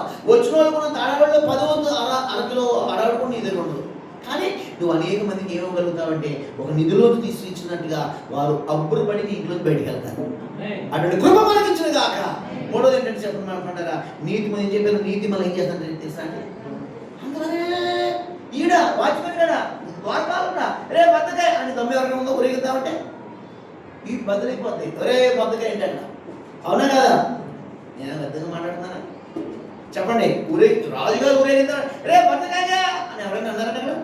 ఎందుకని రాజుగారు కనపరిచిన కాబట్టి అతను నోరు మూసుకుని అతను గౌరవించాల్సిందే. దేవునికి స్తోత్రం. దేవుడే ఒకరిని కనపరిచినప్పుడు ఎవరు అవమానించిన పెద్ద లెక్కలో రాదు. దేవునికి స్తోత్రం. ఆమె హల్లెలూయా. చూడండి, ఈ రోజున అలా నీతిని కాపాడుకోగలుగుతాం. దేవునికి స్తోత్రం. ఆఖరి మాటగా చూడండి, నేను ముగించడానికి సిద్ధపడుతున్న మాట సామెతలు 11:18 నీతి మనల్ని మరణించబడి మొదటి నీతి మనల్ని ఏం చేస్తుందండి, మరణం నుంచి చెప్పాలి అందరూ పురుషులు కూడా. నీతి మనల్ని మరణం నుంచి ఏం చేస్తుందండి, రక్షిస్తుంది. రెండోది నీతి ఏం చేస్తుందండి, గొప్ప ధన్యుడిగా మనం మనల్ని మన ఇంటిని మన ఆశీర్వాదం. మూడోది నీతి ఏం చేస్తుందంటే మనల్ని ఘనతలోకి తీసుకెళ్తుంది మొదటిగా. నాలుగోదిగా పక్క చదువుతున్నారా, ఏం చదివిన ముందు ఇది 11:18 కింద ఏం చదువుమా, నీతి నిమిత్తవాడు శాశ్వతమైన బహుమానం తీసుకొచ్చేదే నీతి. దేవుని స్తోత్రం. ఏం కాదు సార్ అలా ఉండేలాగా కొంచెం లంచ్ ఇస్తూ ఉండాలి, కూర్చుంటారు. ఒక ఆవిడ చెప్పారు నాకు, ఒకరు చెప్పారు నాకు, ఫస్ట్ గారు లంచ్ మనం ఇవ్వచ్చా, ఇవ్వకూడదండి, తీసుకోవచ్చా, అసలు తీసుకోకూడదండి. కానీ కొంతమంది అంటున్నారండి లంచ్ మనం తీసుకోకూడదు కానీ ఇవ్వచ్చంట. బైబిల్లో ఇలాంటి వాళ్ళు బైబిల్ లేకుండా అలాంటి బైబిల్ దొరుకుతుందని తెలియదు. అలాంటి బైబిల్ ఎప్పుడు బైబిలే, భక్తులు కళ్ళు అలా వాళ్తాయి అన్నట్టు. దేవుని స్తోత్రం. లంచం పుచ్చుకోకూడదు అన్నాడు కానీ బ్రదరు లేకపోతే సిస్టర్ అయితే పాస్టర్ గారు ఏమండి లంచం ఇవ్వడం తప్పులేదు అన్నారు కొంతమంది. ఎక్కడుంది అలాగా? లంచమే, అవునా కాదా? మాట్లాడలేదు మీరు ఎవరండి? అది వాస్తవా కాదండి? కొన్ని శ్రమలు వస్తాయి ఇప్పుడు లంచం ఇవ్వకూడదు, పుచ్చుకోకూడదు ద్వారా. కానీ ఒక రోజు నిన్ను దేవుడు ఎక్కడ నిలబెడతా తెలుసా? నేను ఎవరికే పర్లేదు, ఏం కాదు, మేసే చూసే అన్నవాళ్ళు ఏమండి ముందు నేను బాస్గా నిలబెడతాను. వాళ్ళు కుమ్ములు సత్తారు, లంచం ఇవ్వకుండా ఈ స్థాయికి వచ్చేసాడు. దేవుడికి స్తోత్రం. ఎన్నో మంచాలు తడితే కానీ ఈ స్థితిలో మేము ఏమంటారు? కంచాలేంటి, పార్టీలు ఇవ్వాలి వాళ్ళకి, మంచాలేంటి ఏమండి, ఎన్నో బహుమానాలు ఇస్తా ఉండాలి వాళ్ళకి. దేవుడికి స్తోత్రం చెప్పండి. ఈ రోజున మన నీతిని ఏం చెప్పారంట, నీతిని విత్తితే శాశ్వతమైన బహుమానం వస్తుంది. ఆఖరిమాటగా ఈ బహుమానం నీతిని విత్తుకోవడం వచ్చే బహుమానం ఎలా ఉంటుంది, మనం ఏం చేయాలి? లాస్ట్ అండ్ ఫైనల్గా ఏమనుకోవద్దు. చూడండి, హోషియా 10:12 చదువుతారు ఒకసారి. ముగిస్తాను. హల్లెలూయా. చదవండి. హోషియా 10:12 దాని తర్వాత నీతి ఫలించినట్లు మీరు విత్తనం వేయుడి, ప్రేమయను పంటను కోయుడి, యెహోవాను వెతుకుటకు ఇదే సమయము కనుక ఆయన ప్రత్యక్షమై మీ మీద నీతి వర్షము కురిపించినట్లుగా ఇది వరకు ఎన్నడూ దున్నని బీడు భూములు దున్నని. దేవునికి మహిమ చెల్లించడం. ఒకసారి దేవునికి స్తోత్రం. ఒకటి, నీతి మన మరణం నుంచి చెప్పాలిగా అందరూ చెప్పాలి, నీతి మన మరణం నుంచి. రెండోది నీతి గొప్ప ధన్యతగా మనం మారుస్తుంది. మూడోది నీతి గంటలో నిలబెడతాను మనం. నాలుగోదిగా నీతి ఏం చేస్తుందంటే శాశ్వతమైన బహుమానం దేవుడు మనకు అనుగ్రహం చేసింది కాక. ఆ బహుమానం మనకు కావాలంటే భూమి మీద మనం నీతి ఫలించడానికి ఏ విత్తనాలు వేయాలి? మనం అవినీతి విత్తనాలు వేయకూడదు, లంచాలు కంచాలు మంచాలు విత్తనాలు వేయకూడదు, నీతి విత్తనాలు వేయాలి మనం. దేవుడికి స్తోత్రం. నీతి అనే నీతిని ఒక విత్తనంగా విదితే అది ఒక రోజున ప్రేమ అనే పంటను పోసుకుంటామంట. చెప్పండి, దేవుడికి స్తోత్రం. ప్రపంచంలో ప్రేమ అనే పంట ఉన్నంత సమృద్ధికి ఎక్కడైనా ఉంటుందా అండి? ఏమంటే ఉంటుంది. ప్రేమతో గింజిస్తారండి. నేను తాగేస్తాను, అయ్యి బాబు చిన్నప్పుడండి బాబు 40 ఏళ్ల క్రితం మా నాన్న పెట్టేదండి అని ఎంత అమోఘమో. నా పక్కన వాళ్ళకి పాస్టర్ గారు బుద్ధిజ్ఞం లేదు, గంజి గారు వచ్చాడు గింజి పొగుడుతాడు పని మళ్ళీ. నాకు గింజి ఈ రోజు ఎక్కడ దొరుకుతుందా? బయట అమ్ముతున్నారా? అది పట్టుగా అనుకోవచ్చు, నా గురించి కాదట్లేదు కానీ ఏమంటే ఎప్పుడో 40 ఫ్రెష్ గింజది, అదేదో సారెంట్ దాని పేరు. దేవుడికి స్తోత్రం. లాంగ్లోకి వెళ్ళండి, మీరు మాత్రం ప్రభు దూరం కాండి. దేవుని స్తోత్రం. డ్రీమ్స్ దూరంగా ఉన్నా మీరు మాత్రం మనం ప్రభు దగ్గరగానే ఉంటుంది కాక. గింజిచ్చారంటే ఎలాగైనా పొద్దున వేడి గింజిచ్చారు. ఏంటి టిఫిన్ తర్వాత టీ పోతుందిగా. మాస్టర్ గారు చెప్పేస్తాడు ఆయన కింద మాట్లాడుకున్నారు. మా మాస్టర్ గారు ఏది పొగడాలో తెలియదు, పెద్ద బ్రూ కాఫీ లాగా ఏదో హిమాలయ పర్వతం నుంచి పసరాలు ఇచ్చినట్టు ఫీల్ అయిపోతారంటే గ్రీన్ కాఫీ కూడా గ్రీన్ టీ కూడా కాదు, గింజిచ్చినందుకు 10 నిమిషాలు పొగడేయాలన్న. నిజమే, ఆ గింజలు ఇవ్వగలుగుతావా? ఇచ్చే నువ్వు తాగలుగుతున్నావా? లోపలికి వెళ్ళే కదా ఆగలుగుతున్నా నీకు? చెప్పండి దేవుని స్తోత్రం. గింజ అంటే అది ఏదో ఏమండి, అదేదో కలుషితమైనది కాదు, శ్రేష్టమైనది. చెప్పండి దేవుని స్తోత్రం. ఆ గింజకి బదులుగా వేరే ఈ రోజున తాగుతున్నాం కాబట్టి ఆరోగ్యంలో చెడిపోతున్నాయి. దేవునికి స్తోత్రం. గింజి తాగి వాళ్ళు ఎలా ఉన్నారండి? బెంచి ద్వారా నడిచి వెళ్ళిపోతారు ఎక్కడికైనా. దేవునికి స్తోత్రం. మాటలు మీకు ఇబ్బంది కోపం రకరకాలుగా రావచ్చు, వచ్చును కాక అలాగే ఉండిపోను కాక ఏం పర్లేదు, ఏం భయపడదు. కానీ ఏమండి, ఒకవేళ ఎవరైనా గింజిస్తే దాన్ని బట్టి దాని కూడా ఏం చేయాలంటే ప్రేమపూర్వకం. అంటే ఇప్పుడు ప్రేమ అనే పంట ఉందా లేదా? ఇప్పుడు గింజి తాగలుగుతుంది అందరూ ఏంటంటే ప్రేమ ఉంది కాబట్టి గింజించారు నీకు. లేకపోతే ఇంకోటి ఏంటంటే నీకు లోపల అంటూ ఉంటుంది, మళ్ళీ వేరే సౌండ్లు, పెద్ద రిపేర్ మెకానికల్ షాప్కి వెళ్ళాలి. దేవునికి స్తోత్రం. నీతిని మనం విధితేనండి దేవుడి అది ప్రేమ అనే పంటను కోసమే చేస్తాడు. ప్రేమ అనే పంటలో పెద్ద పెద్ద ఏముండవు, అన్ని చిన్న చిన్నవి ఉంటాయి. కానీ ప్రేమ ద్వారా నువ్వు తృప్తిపడిపోయేలాగా, ఆనందపడిపోయేలాగా, అన్నీ మర్చిపోయేలాగా, ఎంతో పరలోకం అనిపించే కృప భూమి మీద ఉండగా నీకు ఇచ్చును కాక, దాన్ని ప్రేమ అనే పంట కోసుకోవడం అంటే. ఇక కొంచెం అర్థమవుతున్నట్టు ఉంది. దేవునికి స్తోత్రం. గింజేసి అన్నం పెట్టారండి, సమృద్ధిగా తిన్నాం అంటే ఏమన్నట్టు? వాళ్ళు ఎలా పెట్టారు అక్కడ? వీడు తింటాడో తిండో, వీడియో తీద్దాం, బటన్లో కెమెరా పెడదాం, కంచం అడుగు కెమెరా పెడదాం అని అలా టిక్కులు పనికిమాల లక్షణాలు కాదు, ప్రేమతో పెట్టారు. దేవుని స్తోత్రం. ప్రేమతో పెట్టిన వాడు అన్నం వద్దన్నా ఎలా 4 ఏళ్ళు తిరిగి పనికిమాలలో దున్నపోతే తిరగకపోతే కష్టపడి బతకొచ్చు కదా. కాండ్రీ తిమ్మూసాడంట ఏసై గారు కంచంలో. ఎక్కడైనా కొంచెం భోజనం చేస్తాం, దుర్వాసన వస్తేనే ఫస్ట్ ఈ ప్లేస్లో భోజనం పెట్టుకోదండి, ఇలాంటి ప్లేస్లో మనం భోజనం చేయకూడదు, మంచిది కాదు, bacteria virus dash dash dash dash అలాంటి కంచం వదులుదామా? దేవుడికి స్తోత్రం. అంటే అలా తినమని కాదు, ప్రేమ. దేవుడికి స్తోత్రం. ప్రేమ అన్నింటిలో ఏం చేస్తుందండి? కాలుకుంటుంది, తట్టుకుంటుంది, ఓర్చుకుంటుంది, నిలబడే చేస్తుంది. దేవుడికి స్తోత్రం. ప్రేమ ఇప్పుడు మనకి ఏంటంటే శాశ్వత బహుమానం కోల్పోకుండా చేస్తుంది. అందుకే నీతిని విత్తువారు ప్రేమ అనే పంటను కోసుకుంటారు. కాబట్టి మీ పని ఏంటంటే మీరు కోసుకుని ప్రేమ, ఈ పరలోక ప్రేమ, ఈ శాశ్వతమైన అగాపే ప్రేమ, దైవ ప్రేమ మీరు నిత్యం అందరూ కూడా పొందుకోవాలంటే మీరు మీ మట్టికే ఉండిపోవడం కాదు. మీరు ఇదివరకు మీ మీద ప్రభు నీతి వర్షం కురిపించినట్లుగా ఇదివరకు దున్న పిడి భూములు మీరు దున్నండి. మీరు ప్రభు కొరకు సాగిలపడండి. నీతిని కాపాడుకుంటూ నీతి ముందు మనం నడవండి. మీ మీద నేను నీతి వర్షం కుమ్మరించి మీకు లోటు లేకుండా చేస్తాను. మీ పంటను నేను వృద్ధి చేస్తాను, మీ ప్రయాసం వృద్ధి చేస్తాను, మీ ఫలం అధికం చేస్తాను, మీ చేతులు వదిలి చేస్తాను. కానీ ఏం చేయాలి తెలుసా? ఇదివరకు ఎండలో దున్న రీతిగా మీరు దున్నాలి. ఇదివరకు ఎండలో ప్రార్థించిన రీతిగా ఇదివరకు ఎండలో కన్నీరు కార్చనిగా రావాలి. లోతు రావాలి, మీలో లోతుకి వెళ్ళాలి. ఇంకా అతను ఏమంటారండి, ఆ నాగలి ఇంకా నొక్కు పెట్టి పోతే ఏమవుతుందండి? నేల ఇంకా గుల్ల అవుతుంది. దేవుడి స్తోత్రం. కానీ రోజున ఇదివరకు దున్నడే బిడుగులు దున్నప్పుడు ఏమైనా ఇంకా భారం కలిగి మనం జీవించినప్పుడు మన నీతిని కాపాడమే కాదు, నీతి వర్షం మన మీద కుమ్మరించును గాక. దేవుడి మాటలు దీవించును గాక. అబ్రాహాము నీతిమంతుడిని ఇచ్చిన దేవుడే నిన్ను నన్ను నీతిమంతుడిని ఎంచడమే కాదు, మన నీతిని కాపాడి ఏమండి నీతిమంతుని నీతి ద్వారా మన మరణం రెండో మరణంలోకి వెళ్ళకుండా నీతి ద్వారా శాశ్వతమును పొందేలాగా, నీతి ద్వారా ఏమండి మనల్ని గొప్ప ధన్యులుగా మనల్ని మన ఇంటిని మార్చి దేవుడు ఊరేగించుగాక. ఇటు నీతి కలిగిన జీవితం జీవించి ఒక నీతి యుగంలో ఆయన నీతి ఆయన రాజ్యంలో ప్రవేశించడం గాక. దేవుడి మాటలు దీవించడం గాక. లేచిన పెడదాం. హల్లెలూయా. ప్రభువా మీకు వందనాలు. హల్లెలూయా. నీతిస్తురుడా మా యేసయ్యా మీకు వందనాలు. కనికర పూర్ణుడా మీకు వందనాలు. హల్లెలూయా. నోరు తెచ్చిన ప్రార్థన చేద్దాం. హల్లెలూయా. ఎందుకంటే నీతి అనే పైబట్టు ప్రభు మనతో మాట్లాడాడు. నీతి వస్త్రం మనకు ఉండాలి. రక్షణ పొందేది కరెక్టే, సరిపోదు. దానిపైన ఒక రోజుల్లాగా ఏమంటే నీతి అనే పైబట్టును కలిగి ఉండాలి. నువ్వు రక్షణ పొందిన వ్యక్తివని నీ నీతి ద్వారా తెలియాలి. నీ పైబట్ట ద్వారా నువ్వు ఎవరో అర్థమైపోవాలి. నీ విధానాలు నీ పరలోకపు తండ్రి యొక్క గుణగణాలు అర్థం చేసుకోవాలి. దేని బట్టి తెలుసా? నువ్వు పొందిన రక్షణ బట్టే కాదు, నువ్వు కలిగిన ఆ పైబట్టను బట్టే నీ స్థాయి పెరగాలి, నీ రేంజ్ పెరగాలి.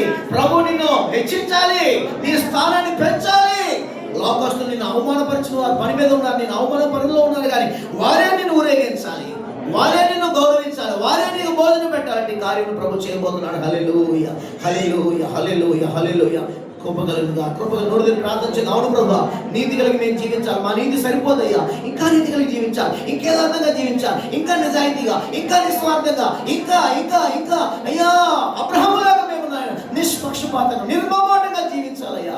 అయ్యా మా నీతి వస్తున్న దాగులు పెడితే కడగండి అయ్యా. హల్లెలూయా, హల్లెలూయా, హల్లెలూయా. యేసు రక్తములోనే జయము మనకు జయమే, స్తుతి స్తోత్రములోనే జయము మనకు జయమే, నీతిమంతులమై మోవే నీతిమంతులమై మోవే యేసు రక్తములో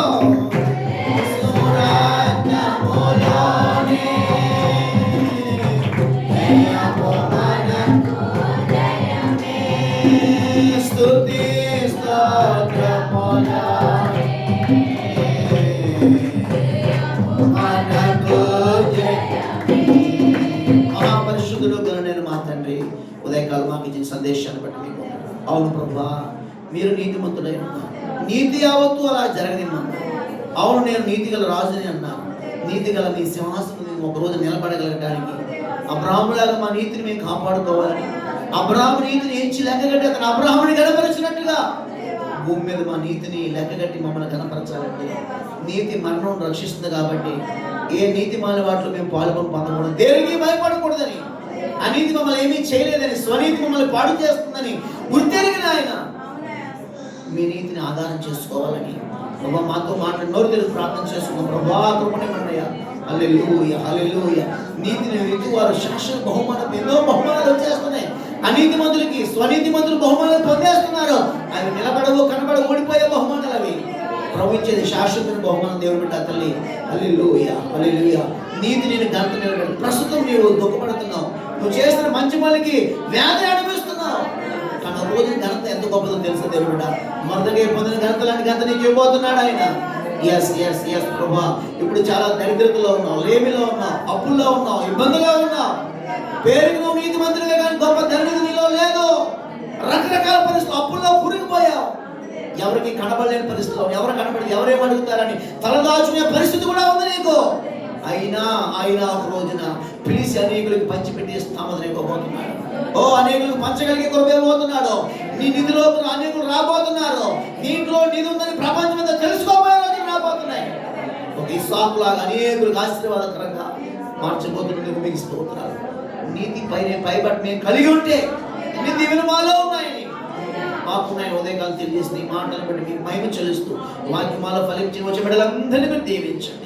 ఈరోజు మేఘనా వివాహం సాయంకాలం జరుగుతుండగా మీరు దగ్గర ఉండమని ప్రార్థిస్తున్నాను. ప్రభా తల్లి యొక్క వ్యాధులను ఒకసారి జ్ఞాపకం చేసుకోండి. చిన్న కుమార్తె పరిశుద్ధాన్ని ఆశపడుతుండగా కృప కలుగునుగా సహాయం చేయండి. ప్రభా బిడ్డలైన వారు ఓ నాయన సంఘ బిడ్డలను కూడా ఆ విషయంలో ప్రార్థించి సహాయిస్తున్న వారందరినీ కూడా మీరు దీవించండి. ప్రత్యేకంగా నాయన మా బిడ్డ సంఘ బిడ్డలందరికీ మాకందరికీ నాయన ఇదిగో పరిశుద్ధి వారు కావాలి మేము ఆశపడుతున్నాం, ప్రార్థిస్తున్నాం. అట్టి పరమంగా మీరు ఘనత పొందినట్టుగా మీరు అభివృద్ధి గురించి ఆశ్రదించుకుని మా ఎవరి బిడ్డలపై యేసు రక్తం మైముఖ్యంగా విడుదల చేస్తున్నాం. కాపుదల భద్రత క్షేమం ఇవ్వండి అయ్యా. సహాయం ప్రతి వారి చేతి పనులు దీవించండి అయ్యా. వారి ఉద్యోగాల్లో, ప్రయాణంలో, ప్రయాసంలో, వారికి నైనా వారి కష్ట నష్టాల్లో వారికి తోడై ఉండండి. నా బిడ్డలు నీతి గల బిడ్డలని వారి నీతిని మీరు రుజువుపరచండి అయ్యా. తండ్రి బిడ్డలపై, పసి బిడ్డలపై ఈ ఉపవాస దీక్ష, ఉపవాస ప్రార్థనలపై ముగింపు వరకు మేము ఒక నూతన పరిపక్వత, ఒక శాశ్వత బహుమానం పొందాలి. ఉపవాస ప్రార్థన ఒక ఘనత మేము పొందాలి నాయన. ఎప్పుడు లేను దాన్ని ఒక దాన్ని సంపాదించుకుని ఇదిగో ఎప్పుడు లేదు కృప, ఎప్పుడు లేదు ఘనత. ఈసారి ఈ విధంగా ప్రభుత్వం నీతి కలిగి మేము బ్రతకడం ద్వారా, నీతిని పెట్టుబడిగా పెట్టి ప్రభు మీద ఆధారపడడం ద్వారా దేవుడు ఇచ్చాడు. మేము ఈ ఉపవాసం సాక్ష్యం చెప్పాలయ్యా. మంచి వాతావరణం, మంచి అనుకూలం నుంచి కాలం చేస్తుంది. సాయంకాలం జరిగే నైట్ ప్రేయర్లో, నైట్ ఆరాధనలో నాయన పాల్గొనే వాక్యమాలో ఫలించి వచ్చే బిడ్డలందరినీ నీతితో అలంకరింపజేసిన ఆయన నీ సాక్షులను పెట్టి మీ నామానికి మహిమ తెచ్చుకోమని దీవించి మన యేసు నామములో ప్రార్థించి పొందుతున్నాము తండ్రి. మీ యేసు రక్తమే శిలువ రక్తమే ప్రభు యేసు రక్తం సంపూర్ణమైన నుంచి అపవాది క్రియలంతా నాశనం కలుగునుగాక. ఆమేన్. ఇప్పుడు మన పరమ తండ్రి అయిన దేవుని శాశ్వతమైన ప్రేమ, కుమారుని యేసునాథుని కృప, ఆదరణగతి పరిశుద్ధాత్మ దివ్య సంధి సమాధానం కూడిన మనకు సర్వోప సదాకాలం తోడై ఆయన కృపారాజ్యంలో నీతి రాజ్యం నిలబెట్టునుగాక.